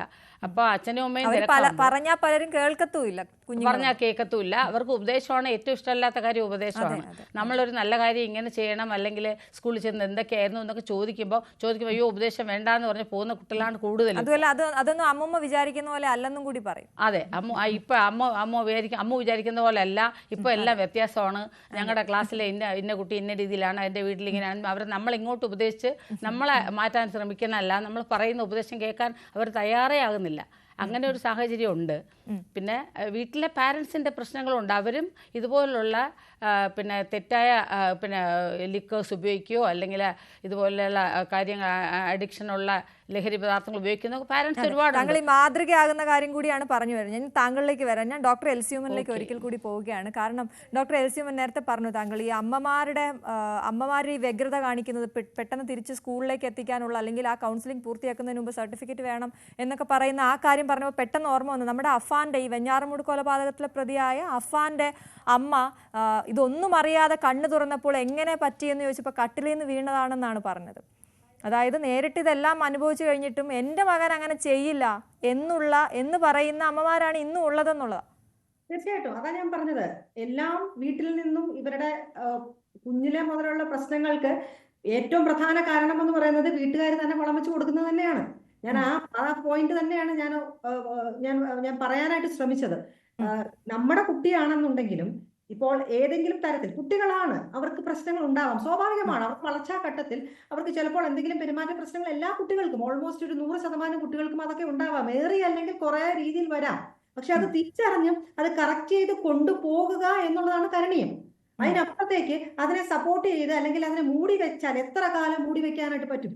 അതിനൊരു പരിധിയില്ലേ? അത് കഴിയുമ്പോൾ അവരുടെ ആ ഫുൾ സ്വിങ്ങില് ആ പ്രശ്നങ്ങൾ പുറത്തോട്ട് കൊണ്ടുവരുമ്പോൾ, ആ പറഞ്ഞ കേസ് ആണെന്നുണ്ടെങ്കിൽ വളരെ എനിക്കൊന്ന് 4ാം ക്ലാസ്സിലോ 5ാം ക്ലാസ്സിലോ പഠിക്കുമ്പോൾ ഒരു സൂയിസൈഡൽ അറ്റംപ്റ്റ് ഉണ്ടായതായിരുന്നു. അപ്പോൾ വളരെയധികം വാർണിംഗ് സൈൻസ് കുട്ടികൾ ഇതിനു മുൻപേ കാണിച്ചു കൊടുക്കും. ഇത് ഒരു സുപ്രഭാതത്തിൽ ഇവർ അക്രമാസക്തരാകുകയോ അല്ലെങ്കിൽ ഒരു മർഡർ ചെയ്യുകയോ അല്ലെങ്കിൽ മറ്റെന്തെങ്കിലും രീതിയിൽ ഒരു റേപ്പിൽ പോവുകയോ അല്ലെങ്കിൽ കൊലപാതക ശ്രമം ഒരു ഒറ്റ 1 ഫൈൻ ഡേ കൊണ്ട് ഒരു കുട്ടികളും ചെയ്യുന്നില്ല. അവർ വളരെയധികം സൂചന കുഞ്ഞുനാൾ മുതലേ കാണിച്ചു തുടങ്ങും. അപ്പൊ ആ സൂചന പിക്ക് ചെയ്യാത്തതാണ് ഏറ്റവും അധികം ഗ്രോസ് ആയിട്ടുള്ള ഒരു മിസ്റ്റേക്ക്. ഡോക്ടർ അവിടെ ഇടപെട്ട ഒരു ചോദ്യം ചോദിക്കും. നമ്മൾ ഒരുപാട് അമ്മമാർ ഇത് ഇരിക്കുന്നുണ്ടാവും, തീർച്ചയായും കാണണമെന്നാണ് നമ്മൾ പറയുന്നതും. അവരിൽ പലർക്കും ചോദിക്കാനുള്ള ഒരു ചോദ്യമാണ് ഞാൻ ചോദിക്കുന്നത്. ഈ ചില കുട്ടികളുടെ അല്ലെങ്കിൽ ചില കുട്ടികളുടെ എന്നല്ല, വളരെയധികം കൂടുതൽ കുട്ടികളുടെയും റൂമിൽ കയറാൻ ഒരു പ്രായം കഴിഞ്ഞാൽ അവരുടെ റൂമിലേക്ക് കയറാനോ അവരുടെ ബാഗ് പരിശോധിക്കാനോ ബുക്കൊന്ന് നോക്കാനോ ഉള്ള സ്വാതന്ത്ര്യം പോലും അച്ഛനമ്മമാർക്ക് ഉണ്ടാകുന്നില്ല എന്നുള്ള ഒരു വലിയ സത്യമുണ്ട്. അത് എന്തുകൊണ്ട് അങ്ങനെയായി വരുന്നു? ആ തലത്തിൽ എന്തുകൊണ്ട് വീട്ടിലെ സാഹചര്യം വരുന്നു? 18 വയസ്സാകാതെ പ്രായപൂർത്തിയാകത്തില്ല. ഈ പറയുന്ന കുട്ടികളെല്ലാം സാമ്പത്തികമായിട്ടും എല്ലാ തരത്തിലും ആശ്രയിക്കുന്നത് പേരൻസിനെയാണ്. ശരിയല്ലേ? അപ്പോൾ ആ തലത്തിൽ വരുമ്പോൾ അപ്പോൾ പേരൻസ് ഒരു മണി മേക്കിംഗ് ഒരു സോഴ്സ് മാത്രമാണോ? കുട്ടികൾക്ക് വേണ്ട രീതിയിൽ പൈസ കൊടുക്കുക, അവർക്ക് വേണ്ടുന്ന ഭക്ഷണം പ്രൊവൈഡ് ചെയ്യുക, അല്ലെങ്കിൽ അവർക്ക് വേണ്ടുന്നത് പ്രൊവൈഡ് ചെയ്യുന്ന ബേസിക് പ്രൊവൈഡേഴ്സ് മാത്രമായിട്ടാണോ പേരൻസ് മാറേണ്ടത്? ആ തലത്തിലാണോ ആ കുട്ടികളെ വളർത്തിക്കൊണ്ട് വരേണ്ടത്? അപ്പൊ ഇത് എവിടെയാണ് തുടങ്ങേണ്ടത്? 18 വയസ്സായി കഴിഞ്ഞ് പ്രായപൂർത്തിയായി കഴിഞ്ഞ് നമുക്ക് ഒരു തരത്തിലും നമുക്ക് ഒരു വൃക്ഷമാണെ അതിനെ ഒന്നും ചെയ്യാൻ പറ്റത്തില്ല. ചെടിയാണെ കൈകൊണ്ട് വളയ്ക്കാം, 2 വിരൽ കൊണ്ട് വളയ്ക്കാം. അപ്പൊ വളയ്ക്കാൻ പരുവത്തിൽ ഉള്ളപ്പോൾ, നമ്മുടെ കയ്യിലുള്ളപ്പോൾ നമ്മൾ ആ രീതിയിൽ മോൾഡ് ചെയ്യേണ്ട ഒരു ഭാരിച്ച ഉത്തരവാദിത്തമാണ് പാരന്റിങ് എന്ന് പറയുന്നത്. അപ്പൊ ആ ഉത്തരവാദിത്തം ഏറ്റെടുക്കാൻ കഴിയാത്തവരാരും പാരന്റ് എന്നുള്ളൊരു സ്റ്റാറ്റസിലേക്ക് പോകാതിരിക്കുകയാണ് നല്ലത്. കാരണം ഇതൊന്നും നിർബന്ധിച്ചോ അല്ലെങ്കിൽ എല്ലാവരും ചെയ്യുന്നത് കൊണ്ട് ഞാനും അമ്മയാകണം, എല്ലാവരും കല്യാണം കഴിച്ചതുകൊണ്ട് ഞാൻ കല്യാണം കഴിക്കണം, അങ്ങനെയൊന്നുമില്ല. ഈ ഉത്തരവാദിത്വം, കാരണം നമ്മുടെ കുട്ടികൾ എന്ന് പറയുന്നത്, നമ്മുടെ തലമുറ എന്ന് പറയുന്നത് നമ്മുടെ ഭാവിയാണ്. നമ്മുടെ രാജ്യത്തിന്റെ ഭാവി അവരുടെ കയ്യിലാണ് ഇരിക്കുന്നത്. അപ്പൊ ഏത് തരത്തിലുള്ള പ്രോഡക്റ്റ് ആണോ നമ്മൾ സമൂഹത്തിന് കൊടുക്കുന്നത്, അതനുസരിച്ചിട്ടാണ് നമ്മുടെ രാജ്യത്തിന്റെ ഭാവി തന്നെ. അത്രയും ഹൈലി റെസ്പോൺസിബിൾ ആയിട്ടുള്ള ഒരു ജോലിയാണ് പാരന്റിങ് എന്നുള്ളത്. അപ്പൊ അത് ഏറ്റെടുക്കാൻ കഴിവുള്ളവർ മാത്രമേ അതിന് പോകാവുള്ളൂ, അല്ലാത്തവർ അതിന് പോകാൻ പാടില്ല. ഇതൊരു ജസ്റ്റ് ഒരു ബയോളജിക്കൽ പ്രോസസ് ആണ് എന്നുള്ള ധാരണയിലല്ല അതിനെ കാണേണ്ടത്. അപ്പോ മോഡിഫൈ ചെയ്യേണ്ട സമയത്ത്, മോൾഡ് ചെയ്യേണ്ട സമയത്ത് ചെയ്തില്ലെന്നുണ്ടെങ്കിൽ പിന്നീട് ഈ പറഞ്ഞ പോലെ ബാഗ് തുറക്കാൻ പറ്റത്തില്ല, അല്ലെങ്കിൽ റൂമിൽ കയറാൻ പറ്റത്തില്ല, ആ രീതിയിലായി മാറും. ശരി ഡോക്ടർ, ഞാൻ ഡോക്ടറിലേക്ക് വരാം. താര, ഈ മോൾഡ് ചെയ്യണം എന്ന് പറയുമ്പോൾ നമ്മളൊക്കെ ഒരുപാട് അടി കൊണ്ട് വളർന്നവരാണ്. ഈ അടി ചെയ്യും ഫലം അണ്ണൻ തമ്പി ചെയ്യില്ല എന്നൊക്കെ ഉള്ള ചൊല്ലൊക്കെ എപ്പോഴും നമ്മുടെ അമ്മമാർ പറഞ്ഞ് നമ്മളെ അടിച്ച് വളർത്തിയതാണ്. ഇപ്പോൾ ഈ അടി കുറവാണ്. അത് വീട്ടിലായാലും സ്കൂളിലായാലും. ഒരു അധ്യാപകൻ അല്ലെങ്കിൽ ഒരു അധ്യാപിക കുഞ്ഞിനെ തല്ലിയാൽ എന്തെങ്കിലും, അത് എന്ത് കാരണമോ ആകട്ടെ, അധ്യാപകനെ തല്ലുന്ന ഒരിക്കലും വ്യക്തിവൈരാഗ്യം കൊണ്ടായിരിക്കില്ല എപ്പോഴും, അല്ലെങ്കിൽ കൂടുതൽ സമയവും. അങ്ങനെ ഇപ്പോൾ ഈ അധ്യാപകർ തല്ലാൻ പറ്റത്തില്ല, ആ സമയം കുഞ്ഞിനെ അങ്ങനെ തല്ലാൻ പാടില്ല, എൻ്റെ കുഞ്ഞിനെ തല്ലരുത് എന്ന് പറഞ്ഞ് പരാതിയുമായി ചെല്ലുന്നു. അതുകൊണ്ട് അവിടെയില്ല, വീട്ടിലും ഇല്ല, കുറച്ച് സമയമേ കുഞ്ഞിൻ്റെ കൂടെയുള്ളൂ, ആ സമയത്ത് വഴക്കിടണ്ട എന്ന് വിചാരിക്കുന്നു. അങ്ങനെ ഒരു തെറ്റും കൂടി നമ്മൾ ചെയ്യുന്നില്ല? തീർച്ചയായിട്ടും അശ്വതി, ഇതിപ്പോൾ നമ്മൾ ഒരുപാട് കാര്യങ്ങൾ നമ്മൾ ചർച്ച ചെയ്തു. വളർത്തുദോഷം നമ്മൾ പറഞ്ഞു, ഗാഡ്ജറ്റ്സിൻ്റെ ഉപയോഗത്തെക്കുറിച്ച് പറഞ്ഞു. ഇപ്പോൾ ഇതാ നമ്മൾ സംസാരിക്കുന്നത് പഴയ ഒരു തലമുറ സ്വീകരിച്ച് വന്ന് അടിച്ചു വളർത്തണം എന്നൊക്കെ ഉള്ളൊരു കോൺസെപ്റ്റിനെ കുറിച്ചാണ്. പക്ഷെ നമ്മൾ കാലം മാറിക്കൊണ്ടിരിക്കുകയാണ്. ഇനി നാളെ ഒരു സമയത്ത് AI അധ്യാപകരുടെ, എനിക്ക് തോന്നുന്നു ഒരു പക്ഷേ 2026 ജനിക്കുന്ന അല്ലെങ്കിൽ 25 ജനിക്കുന്ന കുട്ടികളെയൊക്കെ പഠിപ്പിക്കാൻ പോകുന്നത് AI അധ്യാപകരായിരിക്കും. 2033 കൂടിയൊക്കെ ഇവിടെ ഇപ്പം തന്നെ NEP വന്നിട്ട് 2020 NEP അനുസരിച്ച് ഒരുപാട് വിദ്യാഭ്യാസത്തിന് മാറ്റം സംഭവിച്ചു. ഇനി 33 കൂടി എഗെയിൻ അടുത്ത അതിൻ്റെ നെക്സ്റ്റ് ലെവലിലേക്ക് പോവുകയാണ്.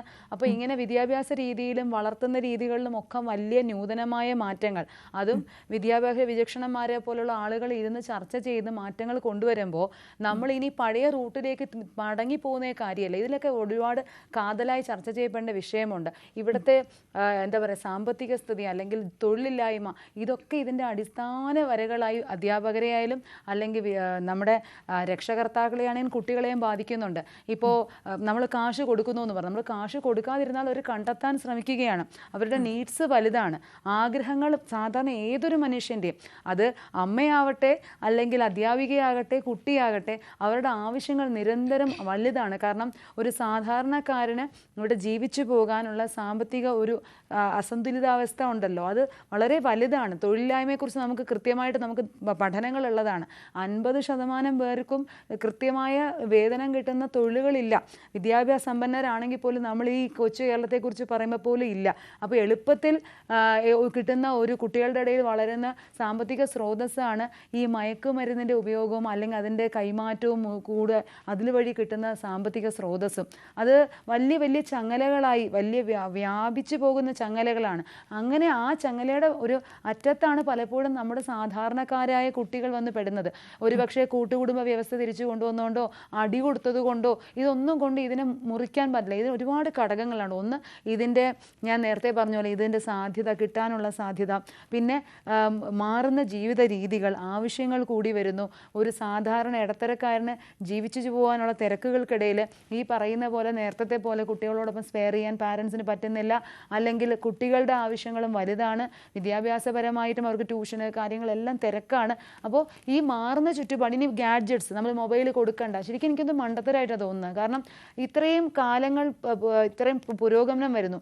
നമ്മൾ ഒരു കാലത്ത് കമ്പ്യൂട്ടറിനെതിരെ സംസാരിച്ചുകൊണ്ടിരുന്നു. ഇപ്പം നമ്മൾ കമ്പ്യൂട്ടർ വിദ്യാഭ്യാസത്തിന് അത്രയും പ്രാധാന്യം കൊടുക്കുന്നുണ്ട്. അതുപോലെ ഒരു മിനി കമ്പ്യൂട്ടർ അല്ലെങ്കിൽ മൈക്രോ കമ്പ്യൂട്ടർ തന്നെയാണ് നമ്മുടെ കയ്യിരിക്കുന്ന മൊബൈൽ ഫോണും. അപ്പോൾ അതിന് ആക്സസ് നിഷേധിക്കുന്നതോടുകൂടി ഒരുപക്ഷെ നാളൊരു സമയത്ത് അതിനകത്ത് ഒരുപാട് ദൂഷ്യവശങ്ങളുണ്ട്. ഒരുപാട് പറഞ്ഞ കാര്യങ്ങളൊക്കെ സത്യമാണെങ്കിൽ പോലും നമ്മൾ ആക്സസ് നിഷേധിക്കാൻ ഇനി പോസിബിലിറ്റി ഉണ്ടോ എന്ന് തന്നെ എനിക്കറിയില്ല. കാരണം ഞാൻ പറഞ്ഞല്ലോ, നാളെ ഇനി വരാൻ പോകുന്നത് ഒരു 2030 കഴിഞ്ഞാൽ AI ടീച്ചേഴ്സ് ഇവിടെ പഠിപ്പിച്ചു തുടങ്ങും. അപ്പോൾ അവർക്ക് ഈ പറയുന്ന അടിയോ സ്പർശനമോ അല്ലെങ്കിൽ സെൻസ് ചെയ്യാനുള്ളതൊക്കെ എത്രമാത്രമാണ്, ഏത് തരത്തിലാണ്, അവിടെയൊക്കെ ടെക്നോളജി വൈസുള്ളൊരു എഡ്യൂക്കേഷൻ സിസ്റ്റത്തിലേക്ക് നമ്മുടെ അടുത്ത തലമുറ കുട്ടികൾ മാറുകയാണ്. പക്ഷേ ഇവിടെ എനിക്ക് മനസ്സിലാക്കാൻ പറ്റുന്നത് ഏറ്റവും അടിസ്ഥാനമായ ഒരു കുട്ടിക്കുണ്ടാവുന്ന മൂല്യബോധം അത് വളർത്തിയെടുക്കാൻ പലതരത്തിൽ സാധ്യതകളുണ്ട്. ഈ വീട്ടിൽ നിന്ന് വരുന്ന ചില ശീലങ്ങളുണ്ട്, നമ്മുടെ തുടർന്ന് വരുന്ന ഇപ്പം അച്ഛനമ്മമാർ ചെയ്യുന്ന ശീലങ്ങൾ. നമ്മളിപ്പോൾ രാവിലെ എഴുന്നേൽക്കുക, കുളിക്കുക, പല്ല് തേക്കുക എന്ന് പറയുന്ന പോലും നമ്മുടെ വീട്ടിൽ നിന്ന് പഠിച്ചതാണ്. നമ്മുടെ ശുചിത്വം നമ്മുടെ വീട്ടിൽ നിന്ന് പഠിച്ചതാണ്. അതുപോലെ വളരെ പ്രാഥമികമായ പഠനത്തിൻ്റെ ഭാഗമായിട്ട് നമുക്കൊരു സിസ്റ്റം കൊണ്ടുവരാം. ഞാൻ കല കൈകാര്യം ചെയ്യുന്ന ഒരാളാണ്. ഒരു കലാകാരി അല്ലെങ്കിൽ കലാകാരനായ വ്യക്തിക്ക് കുറച്ച് ഒരു പേഴ്സണൽ ഡിസിപ്ലിൻ ഉണ്ടാവാറുണ്ട്. പലപ്പോഴും നമ്മൾ ഇഷ്ടമുള്ളൊരു കാര്യം ചെയ്യുമ്പോൾ നമ്മളെക്കുറിച്ച് ബോധവാനായിരിക്കും. ആ ഇഷ്ടത്തിന് വേണ്ടി നമ്മളൊരു റെസ്പോൺസിബിൾ പേഴ്സണായി മാറും. നമ്മളൊരു വളരെ നമ്മൾ തന്നെ സ്വയം ക്വാളിറ്റിയുള്ളൊരു പേഴ്സണായി മാറും. കാരണം നമുക്കൊരു അതിലൊരു കമ്മിറ്റ്മെൻ്റ് ഉണ്ട്. നമുക്ക് കുറേ ലക്ഷ്യങ്ങളുണ്ട്. ഒരു ചിത്രകാരനാവട്ടെ, ഒരു പാട്ടുകാരനാവട്ടെ, അല്ലെങ്കിൽ ഒരു നർത്തകിയാകട്ടെ. അപ്പോൾ അവിടെയൊക്കെ അവനെ ലഹരി പിടിപ്പിക്കുന്ന മറ്റൊരു രസകരമായ ഒരു കോമ്പോണൻറ്റ് വന്ന് ചേരുമ്പോൾ, കല പോലൊരു കോമ്പോണൻറ്റ് വന്ന് ചേരുമ്പോൾ, അല്ലെങ്കിൽ ഈവൻ വിദ്യാഭ്യാസത്തിൽ പോലും രസിക്കാൻ പറ്റും. ചില കുട്ടികൾക്ക് പഠിക്കുന്നതിലൊരു കൗതുകത്തോടു കൂടി പല പരീക്ഷണങ്ങളൊക്കെ നടത്തി ചെയ്യുന്നവരുണ്ട്. അപ്പോൾ അത്തരത്തിൽ ഏതെങ്കിലും രീതിയിൽ കുട്ടികൾക്ക് ശരിക്കും ഇൻവോൾവ് ചെയ്യാൻ പറ്റുന്ന, അതാണ് എനിക്ക് തോന്നുന്നു പുതിയ NEP-യിലൊക്കെ പറയുന്നതും, കുട്ടിയുടെ ഇഷ്ടത്തിനനുസരിച്ചുള്ള വിദ്യാഭ്യാസ രീതികൾ. ഇതൊക്കെ അല്ലെങ്കിൽ നമ്മൾ ഇന്ന് പറയുന്ന Indian traditional system of learning, knowledge system, Indian knowledge സിസ്റ്റത്തിനൊക്കെ വളരെയധികം പ്രാധാന്യം വരികയാണ്. അപ്പോൾ അവിടെയൊക്കെ ഈ കുട്ടിയെ ഇൻവോൾവ് ചെയ്യിപ്പിച്ചുകൊണ്ട് കുട്ടിയുടെ മനസ്സിൻ്റെ സന്തോഷങ്ങൾക്കും കുട്ടികളുടെ സമയം എൻഗേജ് ചെയ്യാനും മൊബൈൽ ഫോണിനും അപ്പുറത്തേക്ക്. തീർച്ചയായിട്ടും താരാത് വ്യക്തമാണ് താങ്കളുടെ പോയിന്റ്. അത് കല അതിനപ്പുറത്തേക്ക് മറ്റു കാര്യങ്ങൾ എന്തായാലും താങ്കൾ പറഞ്ഞതുപോലെ എൻഗേജ് ചെയ്യിക്കാൻ പറ്റുന്ന, കുഞ്ഞുങ്ങളെ കൂടുതൽ അതിലേക്ക് കോൺസെൻട്രേറ്റ് ചെയ്യാൻ പറ്റുന്നത് കായിക അഭ്യാസങ്ങൾ അല്ലെങ്കിൽ കായിക ഇനങ്ങളായാലും അങ്ങനെ തന്നെയാണ്. രാവിലെ എണീച്ച് അവർക്ക് ഇതുപോലെ ലഹരി ഉപയോഗിക്കുകയാണെങ്കിൽ അവർക്ക് പ്രാക്ടീസ് ചെയ്യാനോ അല്ലെങ്കിൽ അത് കോൺസെൻട്രേറ്റ് ചെയ്യാനോ ഒന്നും പറ്റില്ല. അപ്പോൾ അവരെ മറ്റൊരു തലത്തിലേക്ക് വഴിതിരിച്ചു വിടുക എന്നുള്ള പോയിന്റാണ് താര പറഞ്ഞത്. ഞാൻ മഞ്ജുവിലേക്ക് ഒരിക്കൽ കൂടി പോവുകയാണ്. മഞ്ജു, നമ്മൾ ലഹരിയെക്കുറിച്ച് പറഞ്ഞു, അതുപോലെ നമ്മളെ ഞെട്ടിക്കുന്ന കാര്യമാണ് ഇപ്പോൾ ഈ സെക്സ് എഡ്യൂക്കേഷനെ കുറിച്ച് നമ്മൾ കുറേ കാലമായിട്ട് സംസാരിക്കുന്നുണ്ട്. പക്ഷേ ചെറിയ കുഞ്ഞുങ്ങൾ, വളരെ ചെറിയ കുഞ്ഞുങ്ങൾ, 12, 13, 14 വയസ്സുള്ള കുഞ്ഞുങ്ങൾ പീഡനത്തിന് ഇരയാകുന്നു എന്നുള്ള വാർത്ത മാത്രമല്ല, പീഡിപ്പിക്കുന്നു എന്നുള്ള വാർത്തകൾ കൂടി നമ്മൾ കേൾക്കുന്നുണ്ട്. അത് ഉറക്കെ പറയാൻ പോലും പേടിയാണ്. എങ്ങനെ, അത് എവിടെ നിന്ന് തുടങ്ങണം, അതെവിടെ എത്തി നിൽക്കുന്നു? ഒരു അധ്യാപിക എന്ന നിലയിൽ കൂടി താങ്കൾ അതിനെ എങ്ങനെ നോക്കുന്നു? ഇതിന് പ്രധാനമായിട്ടും നമ്മൾ വീട്ടിൽ കുട്ടികളെ പ്രധാനമായിട്ടും ശ്രദ്ധിക്കണമെന്ന് വെച്ചാൽ കുട്ടികൾ എവിടെ പോകുന്നു, കുട്ടികൾ ആരുമായിട്ടൊക്കെ മിങ്കിൾ ചെയ്യുന്നു, വീട്ടിൽ കസിൻസൊക്കെ ഉണ്ടെങ്കിൽ കസിൻസുമായിട്ടുള്ള കുട്ടികളുടെ ഇപ്പോഴത്തെ ആ ഒരു പെരുമാറ്റ രീതി എങ്ങനെയാണ്, പിന്നെ സ്കൂളിലുള്ള കുട്ടികളുടെ ആ ഒരു ആറ്റിറ്റ്യൂഡ് എങ്ങനെയാണ്, അങ്ങനെയുള്ള കാര്യങ്ങളെ നമ്മൾ വ്യക്തമായിട്ട് മനസ്സിലാക്കിയിരിക്കണം. ഈ ലഹരി തന്നെ വളരെ പ്രധാനപ്പെട്ട കാര്യങ്ങളാണ് മാഡം ഇപ്പോൾ പറഞ്ഞ സെക്ഷൽ എഡ്യൂക്കേഷന്. അതുപോലെ തന്നെ ഇപ്പോഴത്തെ ഫുഡും വളരെ ഇമ്പോർട്ടൻ്റ് ആയിട്ടുള്ള കാര്യങ്ങളാണ്. അപ്പോൾ കുട്ടികളുടെ ആ ഒരു മിംഗ്ലിങ് ഏത് തരത്തിലുള്ള ആൾക്കാരുമായിട്ട് വേണം. അതുപോലെ നമ്മുടെ വീട്ടിലെ നമ്മുടെ ബന്ധുക്കളാണെങ്കിലും അവരുടെ സ്വഭാവം എങ്ങനെയാണ്, അത് കുട്ടികളെ നമ്മളോടൊരു രീതിയിൽ പെരുമാറും, കുട്ടികളോട് വേറെ രീതിയിൽ പെരുമാറും. പേരൻസ് ഇല്ലാത്ത സമയത്ത് അവരെങ്ങനെയാണ് കുട്ടികളോട് പെരുമാറുന്നത് എന്നുള്ള രീതി നമ്മൾ ഓപ്പണായിട്ട് തന്നെ ആ കുഞ്ഞുങ്ങളോട് ചോദിച്ച് മനസ്സിലാക്കണം. അതാണ് പ്രധാനമായിട്ട് വേണ്ട ഈ ഒരു കാര്യത്തിന്. മാത്രമല്ല, കുട്ടിക്ക് ഇങ്ങനെ എന്തെങ്കിലും ഒരു സംഭവിച്ചു കഴിഞ്ഞാൽ കുട്ടി അത് ഓപ്പണായിട്ട് പേരൻസിനോട് പറയാനുള്ള ഒരു മാനസികാവസ്ഥയിലേക്ക് നമ്മൾ ചോദിച്ച് മനസ്സിലാക്കണം. കുഞ്ഞിൻ്റെ ആ ഒരു പ്രത്യേക എന്നും കളിച്ചിരിക്കുന്ന കുഞ്ഞിന് പെട്ടെന്നൊരു ചേഞ്ച് ആകുമ്പോൾ നമുക്ക് കാണാൻ പറ്റുമല്ലോ. അപ്പോൾ എന്താ മോളെ പറ്റിയത്, കുഞ്ഞുങ്ങൾ അതിൽ നിന്ന് രക്ഷപ്പെടാൻ വേണ്ടി ആ കുഞ്ഞിനെ ചിലപ്പോൾ ഭീഷണിപ്പെടുത്തിയിരിക്കുന്നില്ല, ഞാൻ കൊല്ലും, അല്ലെ അങ്ങനെ ചെയ്യും, ഇങ്ങനെ ചെയ്യുമെന്ന്. അപ്പോൾ കുഞ്ഞിനോട് നമ്മൾ ചോദിച്ച് മനസ്സിലാക്കണം, എന്താ മോനെ പറ്റി, അല്ലെ മോളെ എന്താണ് പറ്റിയത്, എങ്ങനെയാണ് പറ്റിയതിനെ കുറിച്ച് നമ്മൾ വിശദമായിട്ട് ചോദിച്ച് മനസ്സിലാക്കേണ്ടത് വളരെ ആവശ്യമായ കാര്യമാണ്. കുട്ടികളിപ്പോൾ ഫ്രണ്ട് എന്നുള്ള രീതിയിലല്ല, കുഞ്ഞിനെ നമ്മളൊരു ഒരു അമ്മയെന്നുള്ള രീതിയിലും ഒരു അധ്യാപിക എന്നുള്ള രീതിയിലും ആ കുഞ്ഞിൻ്റെ ആ ഒരു ഓരോ ഒരു പെൺകുട്ടിയാകുമ്പം ഒരു വളർച്ചയുണ്ടല്ലോ, ആ വളർച്ചയുടെ പല കാര്യങ്ങളും നമുക്കറിയാം. അപ്പം പറയണം മക്കളെ, ഇന്ന സ്ഥലം പറയേണ്ടടുത്ത് നോ പറയേണ്ടടുത്ത് നോ പറയണം. അതാരായാലും, അച്ഛനായാലും അമ്മാവനായാലും സഹോദരങ്ങളായാലും കൂട്ടുകാരായാലും അങ്ങനെയുള്ള കുറേ വാല്യൂസ് നമ്മൾ പ്രധാനമായിട്ടും കുട്ടികളെ പറഞ്ഞ് മനസ്സിലാക്കുകയും അവിടെ നമ്മൾ യാതൊരു തരത്തിലുള്ള അയ്യോ എനിക്ക് പറയാൻ പറ്റത്തില്ല എന്നുള്ള ഒരു മനോഭാവം കുട്ടികളിൽ മാറ്റി കൊടുക്കുക തന്നെ വേണം. ശരി ഡോക്ടർ എൽസി ഉമ്മൻ, ഞാൻ ഈ വിഷയം താങ്കളിലേക്ക് കൂടി തരികയാണ്. കാരണം മുൻപ് എൻ്റെ കുഞ്ഞിതിന് ഇരയാകുമോ എന്ന് പേടിച്ചിരുന്ന, ഭയപ്പെട്ടിരുന്ന നമ്മളിപ്പോൾ ഭയപ്പെടുന്നത് അവൻ അങ്ങനെ ചിന്തിക്കുമോ അല്ലെങ്കിൽ പ്രതിഭാഗത്തേക്ക് വരുന്ന ഒരു അവസ്ഥയിലേക്ക് പോകുമോ എന്നൊക്കെ ചിന്തിക്കുന്നുണ്ട്. എന്ത് കാണുന്നു, ഫോണിൽ എന്ത് കാണുന്നു, മുറി അടച്ചിട്ട് കമ്പ്യൂട്ടറിൽ എന്ത് കാണുന്നു എന്നൊക്കെ നമുക്കറിയണ്ടേ, നമ്മൾ അറിയണ്ടേ. എന്താണ് അമ്മമാരോട് പറയാനുള്ളത്? ഇതിനു മുന്നേ അശ്വതി ജനറലി ഒരു ചോദ്യം കൂടെ ചോദിച്ചിരുന്നു. ഇപ്പോഴത്തെ അമ്മമാർക്ക് അല്ലെങ്കിൽ പേരൻസിന് നിങ്ങൾ വളർന്നു വന്ന സാഹചര്യമല്ല നിങ്ങൾക്ക് ഇപ്പോൾ കിട്ടുന്നത്, മനസ്സിലായോ? അപ്പോൾ അടുത്ത തലമുറയ്ക്ക് എങ്ങനെ ബിൽഡപ്പ് ചെയ്യണമെന്ന്, അതും വളരെ റെലവന്റ് ആയിട്ടുള്ള ചോദ്യം. രണ്ടുകൂടെ ക്ലബ് ചെയ്ത് ഞാനങ്ങ് പറയാം. ഇപ്പോഴത്തെ കുട്ടികൾ എന്ന് പറയുന്നത് നമുക്ക് പണ്ടത്തെ ചാക്കോ മാഷിന്റെ സ്റ്റൈൽ ഒരിക്കലും നമുക്ക് അഡാപ്റ്റ് ചെയ്യാനായിട്ട് പറ്റത്തില്ല. കാരണം തല്ലുക എന്ന് പറയുന്നത് ഇപ്പോഴത്തെ കുട്ടികൾക്ക് അത് പറ്റില്ല. അവർക്കത് താങ്ങാനുള്ള കപ്പാസിറ്റി ഇല്ല. അവർക്കത് ക്ഷമിക്കാനോ അല്ലെങ്കിൽ എന്നെ നന്നാക്കാൻ വേണ്ടിയിട്ട് എൻ്റെ അച്ഛൻ എന്നെ തല്ലി അല്ലെങ്കിൽ എൻ്റെ നല്ലതിന് വേണ്ടിയിട്ട് അമ്മ തല്ലി എന്നുള്ള രീതിയിൽ അവർക്കത് ആ ഒരു രീതിയിൽ അവർ മനസ്സിലാക്കാനേ പോകുന്നില്ല. അതുകൊണ്ട് മേലുപദ്രവിച്ചോ അടിച്ചോ ഉപദ്രവിച്ചോ അങ്ങനെയൊന്നുമല്ല കുട്ടികളെ നമ്മൾ ശിക്ഷിക്കേണ്ടത്. അത് നമ്പർ 1. പിന്നെ എങ്ങനെയാണ് നമുക്ക് അവരെ കൊണ്ടുവരാൻ പറ്റുന്നത്? അവരുടെ ആനുകൂല്യങ്ങൾ കട്ട് ചെയ്യുക. ഇന്ന കാര്യങ്ങൾ നമ്മൾ കൊടുക്കുന്നു, അവർ ഇന്ന കാര്യം ചെയ്തില്ലെങ്കിൽ ആ കാര്യം നിങ്ങൾക്ക് തരത്തില്ല എന്ന് പറഞ്ഞാൽ അത് നമുക്ക് നിഷേധിക്കാം. ആ ആനുകൂല്യങ്ങളെ കട്ട് ചെയ്ത് വേണം ഇന്നത്തെ കുട്ടികളെ ട്രെയിൻ ചെയ്യാൻ. രണ്ടാമത്, ഗാഡ്ജറ്റ്സ് നമുക്ക് ഇനിയിപ്പോൾ എല്ലാം ഈ വിരൽത്തുമ്പിൽ കിട്ടുന്ന ഒരു സാഹചര്യമാണ്. നമുക്ക് അതില്ലാതെ ഒരു ലൈഫ് ഇനി മുന്നോട്ട് പറ്റത്തുമില്ല. പക്ഷെ സേഫായിട്ട് ഇത് ഉപയോഗിക്കാൻ നമ്മുടെ കുട്ടികളെ പഠിപ്പിച്ചെടുക്കാം. ഇപ്പോഴത്തെ പേരൻസ് എല്ലാം തന്നെ അതിനുള്ള പ്രാപ്തി ഉള്ളവരാണ്. നമ്മളുടെ കുട്ടികൾ ഏതൊക്കെ രീതിയിൽ പോകുന്നു, ഏതൊക്കെ വെബ്സൈറ്റ് കാണുന്നു, അല്ലെങ്കിൽ ഏത് ചാനൽ കാണുന്നു, ഏത് രീതിയിലാണ് അവർ പോകുന്നത്, ഏതൊക്കെ ബ്രൗസ് ചെയ്യുന്നു എന്ന് കണ്ടുപിടിക്കാനുള്ള ടെക്നോളജി ഉണ്ടല്ലോ. നമ്മുടെ കേരള പോലീസിന്റെ തന്നെ ഒരു ഡിവൈസ് ഉണ്ട്. അപ്പൊ അതൊക്കെയും ഡൗൺലോഡ് ചെയ്ത് കഴിഞ്ഞിട്ടുണ്ടെന്നുണ്ടെങ്കിൽ ആ തലത്തിൽ നമ്മുടെ കുട്ടികൾ ഏതൊക്കെയാണ് സൈറ്റ് കാണുന്നത് എന്ന് നമുക്ക് അറിയാനായിട്ട് പറ്റും. ആ രീതിയിൽ അവരെ ഒബ്സർവ് ചെയ്യാനായിട്ട് പറ്റും. സേഫായിട്ട് സൈബർ ഇടങ്ങളിൽ എങ്ങനെ പെരുമാറണം എന്നുള്ള ഒരു ഒരു ഒരു പഠനം നമ്മുടെ കുട്ടികൾക്ക് കൊടുക്കേണ്ടിയിരിക്കുന്നു. സെക്സ് എഡ്യൂക്കേഷൻ മാത്രമല്ല, ഇനിയുള്ള കാലത്ത് സൈബർ ഇടങ്ങളിൽ എങ്ങനെ സേഫായിട്ട് നിൽക്കണം, സോഷ്യൽ മീഡിയ എങ്ങനെ സേഫായിട്ട് കൈകാര്യം ചെയ്യണം, കെണികളിൽ പോയി പെടാതെ എങ്ങനെ അത് ഉപയോഗിക്കണം, ഒരു അഡിക്ഷൻ ലെവലിലേക്ക് പോകാതെ എങ്ങനെ അത് ഉപയോഗിക്കണം എന്നുള്ളതും കൂടെ നമ്മൾ കുട്ടികളെ നമ്മൾ പഠിപ്പിച്ചെടുക്കേണ്ടതുണ്ട്. അതുപോലെ തന്നെ സെക്സ് എഡ്യൂക്കേഷൻ എന്ന് പറയുന്നത് തീരെ ചെറുതിലേ തന്നെ പഠിപ്പിച്ചു കൊടുക്കേണ്ടതാണ്.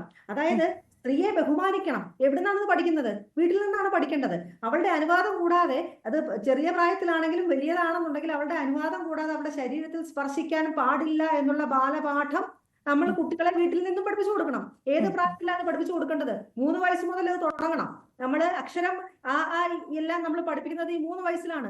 അവിടെ മുതൽ ബേസിക് അറിവ് നമ്മൾ പകർന്നു കൊടുക്കണം. അപ്പൊ ഈ തരത്തിൽ, പ്രത്യേകിച്ച് ഇന്ന് വിമൻസ് ഡേ കൂടെ ആയതുകൊണ്ട്, സ്ത്രീകളെ എങ്ങനെ ബഹുമാനിക്കണം, അവരുടെ ശരീരത്തിൽ അവരുടെ അനുവാദം കൂടാതെ സ്പർശിക്കാൻ പാടില്ല, പൊളൈറ്റായിട്ട് എങ്ങനെ സംസാരിക്കണം, ആ തലത്തിലുള്ള രീതിയിലുള്ള ട്രെയിനിങ് പോലും നമ്മുടെ കുട്ടികളെ, നമ്മുടെ ആൺമക്കളെ ആര് പഠിപ്പിച്ചു കൊടുക്കണം?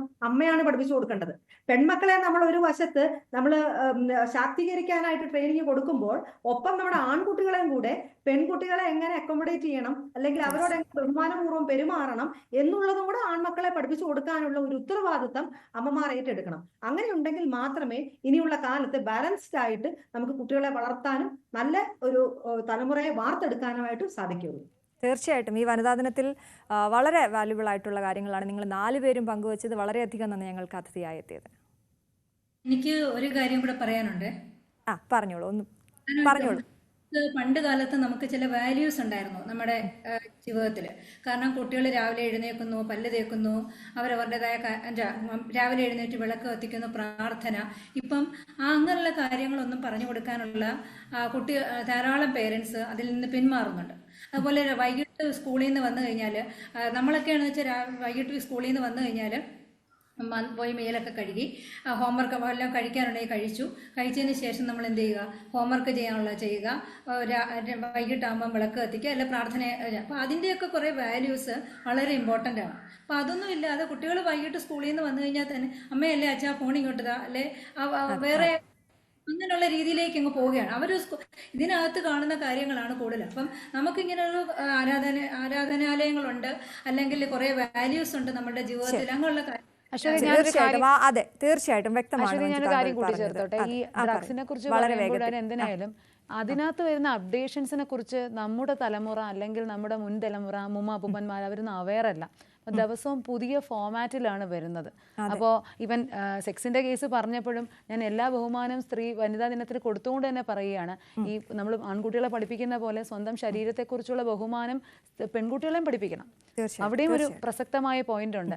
നമ്മുടെ ശരീരം നമ്മൾ എത്ര ഇതായിട്ട് വെക്കണം, മറ്റൊരാൾക്ക് അതിലേക്ക് കടന്നു കയറാനുള്ള അവകാശമില്ലെന്നും, അല്ലെങ്കിൽ നമുക്ക് വളരെ കൃത്യമായിട്ട് തന്നെ അതിർവരമ്പുകൾ സൂക്ഷിക്കാനുള്ള ബോധവും, ഇതൊക്കെ ഇതെല്ലാം പല പല പരന്നു കിടക്കുന്ന വിഷയങ്ങളാണ്.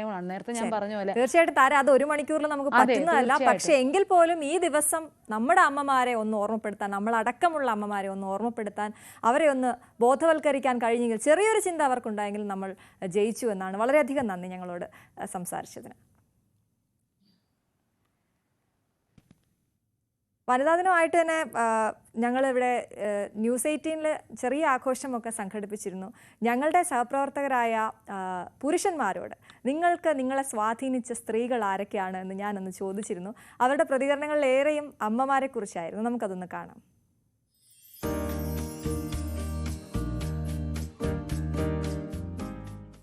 ഹലോ, ഇന്ന് വിമൻസ് ഡേ ആണ്. എല്ലാ പ്രിയപ്പെട്ട പ്രേക്ഷകർക്കും ഹൃദയം നിറഞ്ഞ വിമൻസ് ഡേ ആശംസകൾ. അപ്പം നമ്മുടെ ന്യൂസ് ഡെസ്കിൽ ഒരുപാട് പുരുഷന്മാർ ജോലി ചെയ്യുന്നുണ്ട്. നമ്മോടൊപ്പം ജോലി ചെയ്യുന്ന പുരുഷന്മാരുടെ അവരുടെ ജീവിതത്തിൽ അവരെ സ്വാധീനിച്ച നിരവധി സ്ത്രീകൾ ഉണ്ടാകുമല്ലോ. അത് ആരൊക്കെയാണെന്ന് നമുക്കൊന്ന് ചോദിക്കാം. ഇന്ന് ഈ വിമൻസ് ഡേ ആകുമ്പോൾ അത് ചോദിക്കാൻ പറ്റിയ അവസരമാണ്. നമുക്കൊന്ന് അകത്തേക്ക് പോയി അവരോടൊക്കെ ചോദിക്കാം. ഓക്കെ, അപ്പം നമുക്ക് രഞ്ജിത്ത് രാമചന്ദ്രനോട് ചോദിക്കാം. അദ്ദേഹം ഭയങ്കര തിരക്കിലാണ്. ആരാണ് ഇതുവരെ ജീവിതത്തിൽ സ്വാധീനിച്ച ഒരു സ്ത്രീ? നമ്മുടെ ജീവിതത്തിൽ നമ്മളെ ഒരുപാട് സ്ത്രീകൾ സ്വാധീനിച്ചിട്ടുണ്ട്. എന്ന് വെച്ചാൽ അതറിയാം. അമ്മ ഉണ്ട്, എനിക്ക് 2 ചേച്ചിമാരുണ്ട്. ഞാൻ ഏറ്റവും കൂടുതൽ എൻ്റെ വീട്ടിൽ പുരുഷന്മാരെക്കുള്ള സ്ത്രീകളാണ്. 2 ചേച്ചിമാർ, അമ്മ, ഒപ്പം എൻ്റെ ഭാര്യ. പക്ഷേ ഏറ്റവും കൂടുതൽ സ്വാധീനിച്ച ആരാണെന്ന് ചോദിച്ചാൽ ഞാൻ ഉത്തരം പറയാം അമ്മയെക്കുറിച്ചായിരിക്കും. കാരണം ജീവിതത്തിൻ്റെ ഒരുപാട് പ്രതിസന്ധി ഘട്ടങ്ങളിൽ അമ്മ അതിനെ എങ്ങനെ നേരിടുന്നു എന്നുള്ളത് പലപ്പോഴും ഞാൻ കണ്ടിട്ടുണ്ട്. അത് അന്ന് മുതൽ, നമ്മുടെ ഒരു ബാല്യകാലം മുതൽ അമ്മ ഒരു ഉദ്യോഗസ്ഥയായിരുന്നു, സ്കൂളിൽ അധ്യാപികയായിരുന്നു. അപ്പോൾ അന്ന് മുതൽ എങ്ങനെ കുടുംബം മാനേജ് ചെയ്യുന്നു, ഞങ്ങളുടെ 3 മക്കളുടെ ആവശ്യങ്ങൾ എങ്ങനെ അമ്മ സാധിച്ചു തരുന്നു, അച്ഛൻ്റെ മരണശേഷം അമ്മ എങ്ങനെ കുടുംബത്തെ കൊണ്ടുപോകുന്നു, ഇപ്പോഴും ആ കുടുംബത്തിൻ്റെ ഏറ്റവും വലിയ ഒരാളായി നിൽക്കുന്ന അമ്മയാണ്. ഒപ്പം ഈ പറഞ്ഞ പോലെ പറയുമ്പോൾ ചേച്ചിമാരുടെ പേര് പറയാതിരിക്കാൻ പറ്റില്ല. അവരും കുടുംബജീവിതം അവരുടെ ഏറ്റവും പുതിയ നമ്മൾ ഒരുപാട് തലമുറകളിൽ പലതരത്തിലുള്ള ശൈഥല്യങ്ങൾ ഈ കുടുംബത്തിലൊക്കെ കാണുമ്പോൾ അതൊന്നും ഇല്ലാതെ വളരെ മാനേജ് ചെയ്തു പോകാൻ പറ്റുന്ന 2 സ്ത്രീകളാണ് എൻ്റെ ചേച്ചിമാർ 2 പേരും. പിന്നെ ഭാര്യ, നമ്മുടെ ഈ ജോലിയുടെ ഈ തിരക്കിനിടയിൽ അത് മനസ്സിലാക്കി നമ്മുടെ കുടുംബത്തെ, എൻ്റെ മക്കളെ, എനിക്ക് ഒരു പക്ഷേ വീട്ടിലെത്തുക എന്നുള്ളത് എപ്പോഴും അസാധ്യമാണ്. പക്ഷെ അത്തരം നമ്മൾ ചെയ്യേണ്ട പല പ്രവർത്തികളും ചെയ്യുന്ന ഒരാൾ കൂടിയാണ്. Thank you so much. ഒരു ഹാപ്പി വിമൻസ് ഡേ പറഞ്ഞു. Okay, thank you. അപ്പോൾ എല്ലാ സ്ത്രീകൾക്കും, എല്ലാ വനിതകൾക്കും തങ്ങളുടെ കർമ്മപഥത്തിൽ എപ്പോഴും വ്യാപൃതരായിരിക്കുന്ന, അല്ലെങ്കിൽ പ്രവർത്തികൾ കൊണ്ട് മറ്റുള്ളവരെ ഉത്തേജിപ്പിക്കുന്ന എല്ലാ വനിതകൾക്കും ഒരു നല്ല വിമൻസ് ഡേ ആശംസിക്കും. അപ്പോൾ നമുക്കിനി നമ്മൾ ഡെസ്കിൽ തന്നെ തുടരുകയാണ്. നമുക്ക് എൽദോയോട് ചോദിക്കാം. എൽദോ ഇപ്പോൾ പുതുശ്ശേരി, താങ്കളെ സ്വാധീനിച്ച ഒരു സ്ത്രീ, ഒന്നല്ലെങ്കിൽ ഒന്നിലധികം പേര് പറയാൻ പറ്റും. ഇതുവരെ ആരും പേരെടുത്ത് പറഞ്ഞില്ല എന്നുള്ളതാണ് കേട്ടോ. എൻ്റെ 7 വയസ്സുള്ള ഇസ എന്ന എൽദോ എൻ്റെ കുഞ്ഞുമോളാണ്. പക്ഷേ എനിക്ക് ഏറ്റവും പ്രധാനം എൻ്റെ 2 ചേച്ചിമാർ, അമ്മ, ഭാര്യ, 2 പെൺപിള്ളേർ, അങ്ങനെ ഇത്രയും സ്ത്രീകളുടെ നടുവിലാണ് ഞാൻ ജീവിക്കുന്നത്. അപ്പോൾ സ്വാഭാവികമായിട്ടും അതിൽ ആരെയും വിട്ടുകളയാൻ പറ്റില്ല. എങ്കിൽ പോലും ചെറിയ പ്രായത്തിലും ഭയങ്കരമായിട്ട് ഇൻഫ്ലുവൻസ് ചെയ്യുന്ന ഒരാളാണ് ഇളയ മോള്, കുഞ്ഞൂത്ത് എന്ന് പറയും. ഇനി ഇത് കേട്ടിട്ട് മൂത്തയാൾ അലമ്പുണ്ടാക്കും, അതുകൊണ്ട് മൂത്തവളും ഇൻഫ്ലുവൻസ് ചെയ്യുന്നു. വേണമെങ്കിൽ ശാന്തി എന്ന ടീച്ചറുണ്ട്, പിന്നെ ബിന്ദു എന്ന് പറയുന്ന ടീച്ചറുണ്ട്, അങ്ങനെ പിന്നെ ഒരു സിസ്റ്ററുണ്ട്, സൈന സിസ്റ്റർ. അപ്പോൾ ഇവരൊക്കെ ഭയങ്കരമായിട്ട് നമ്മളൊരു മോൾഡ് ചെയ്യുന്നതിൽ നിർണായക സ്വാധീനം ചെലുത്തിയ ആൾക്കാരാണ്. നമ്മുടെ അനൂപ് ജേക്കബ് MLA വൈഫായിട്ടുള്ള അനില അനൂപ് എൻ്റെ ടീച്ചറാണ്. അപ്പോൾ അവരൊക്കെ എല്ലാവരും ബിഗ് താങ്ക്സ് ഓൾസോ. ഒരു ഹാപ്പി വിമൻസ് ഡേ ഉറപ്പായും എൻ്റെ എല്ലാ പ്രിയപ്പെട്ട എൻ്റെ അമ്മയ്ക്ക്, എൻ്റെ ഭാര്യയ്ക്ക്, മക്കൾക്ക്, എൻ്റെ ചേച്ചിമാർക്ക്, ഒപ്പം എൻ്റെ പ്രിയപ്പെട്ട സുഹൃത്തുക്കൾക്ക്, വനിതകളായിട്ടുള്ള എല്ലാ മഹത്വ്യക്തികൾക്കും ഹാപ്പി വിമൻസ് ഡേ. ഇനി നമുക്ക് നമ്മുടെ മേക്കപ്പ് ആർട്ടിസ്റ്റ് അതുലിനോട് ചോദിക്കാം. അതുലിനോട് ചോദിക്കുന്നത് വളരെ സ്പെഷ്യലാണ്. കാരണം അതിലൊരു ക്വയർ പേഴ്സണും കൂടിയാണ്. അപ്പോൾ എന്താണ് അവൻ്റെ കൺസെപ്റ്റ്, അല്ലെങ്കിൽ ആരാണ് ഒരു സ്വാധീനിച്ച വനിത എന്ന് പറയാനുണ്ടെങ്കിൽ? എനിക്ക് വനിതകൾ എന്നാണ് പറയുന്നത്, ഒരു വനിതയല്ല. സ്പെഷ്യലി എല്ലാവരും സ്വാധീനിച്ച വ്യക്തി ഒരു അമ്മയായിരിക്കും ആദ്യം പറയാൻ. ഞാൻ അമ്മയെ കണ്ടിട്ടില്ല, അതുകൊണ്ട് എന്നെ അതേ രീതിയിൽ നോക്കിയിട്ടുള്ള എൻ്റെ അധ്യാപകരും അതോടൊപ്പം തന്നെ എൻ്റെ അമ്മയുടെ സിസ്റ്റേഴ്സുമാണ്. അപ്പോൾ എന്നെ സ്വാധീനിച്ച വ്യക്തികളെന്ന് പറയുന്നത് എൻ്റെ അധ്യാപകരും എൻ്റെ അമ്മയുടെ സിസ്റ്റേഴ്സും ആണ്. എന്താണ് ഈ വിമൻസ് ഡേയിൽ പറയാനുള്ളത്?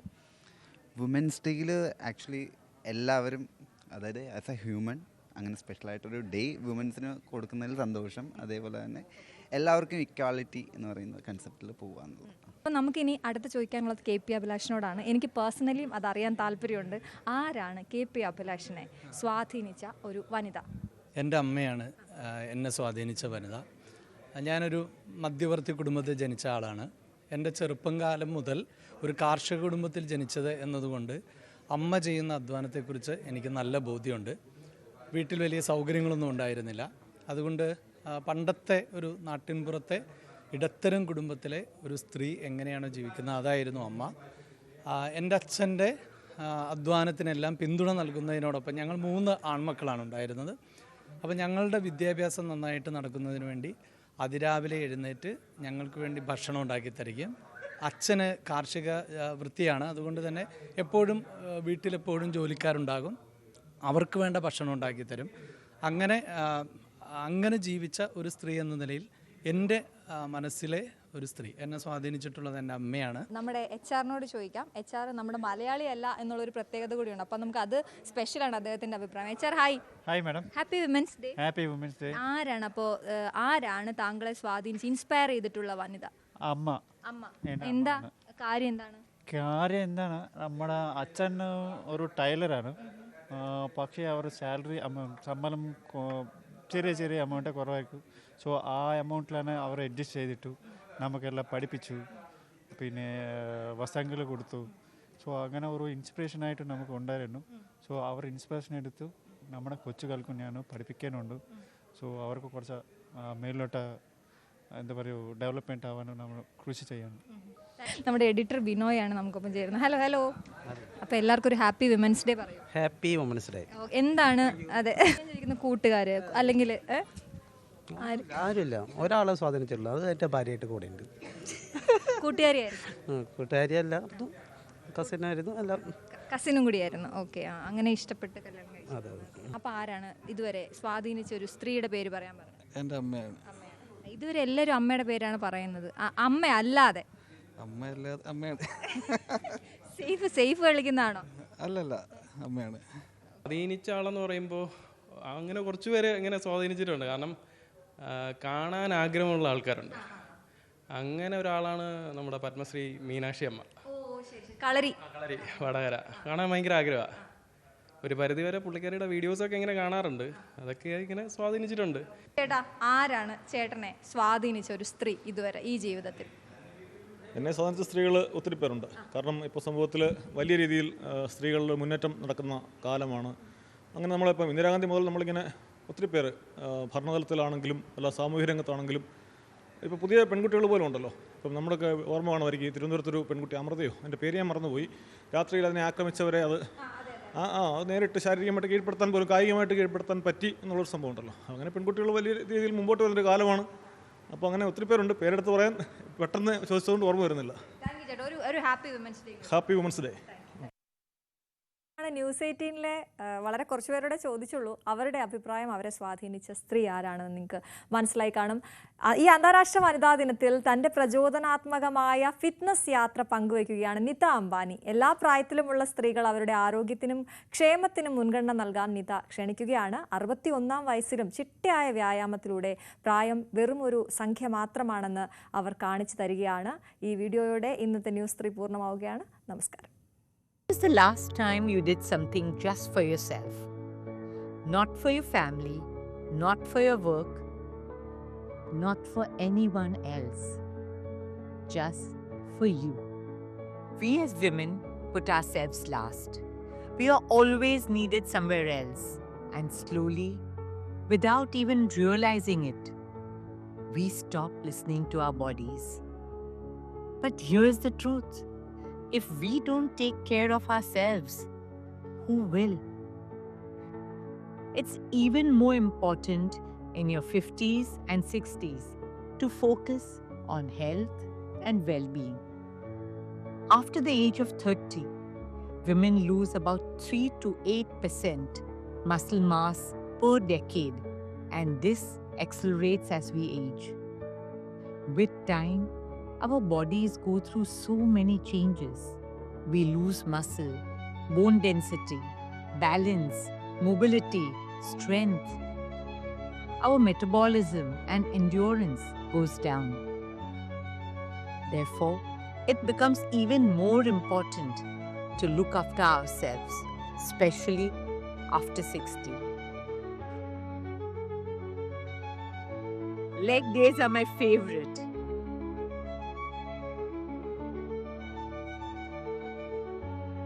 I have strong legs of a dancer. I have been practicing Bharatanatyam since I was 6 years old. But I like to mix it up. Legs, upper body, back. Each day focuses on a different part. I work out 5 to 6 days a week. Mobility, flexibility, yoga, and core strength are a part of my daily routine. On some days, I add swimming and aqua exercises. And then there are days when I enjoy myself and add an hour of dance. When I'm traveling or if nothing else is available, then I just like to walk. I do 5,000 to 7,000 steps. My diet is balanced. I'm a vegetarian. My food is more organic and nature-based. It's very important to take protein. And I absolutely avoid sugar or sugar substitutes. When I exercise, I find peace. Exercise keeps me in a positive frame of mind the entire day. It releases endorphins, the happy hormones that reduce stress. It's not just about lifting weights. It's about having the energy and stamina to cope with our daily life. For me, it's about lifting my grandchildren and keeping pace with them. It's not about fighting age. It's about owning it. If I can do this at 61, so can you. Take time out. Prioritize you. Show up for yourself. Just 30 minutes a day, 4 times a week. When you're strong, you're unstoppable. So, take that first step. Choose to be unstoppable. Join the Strong Her movement. Start today.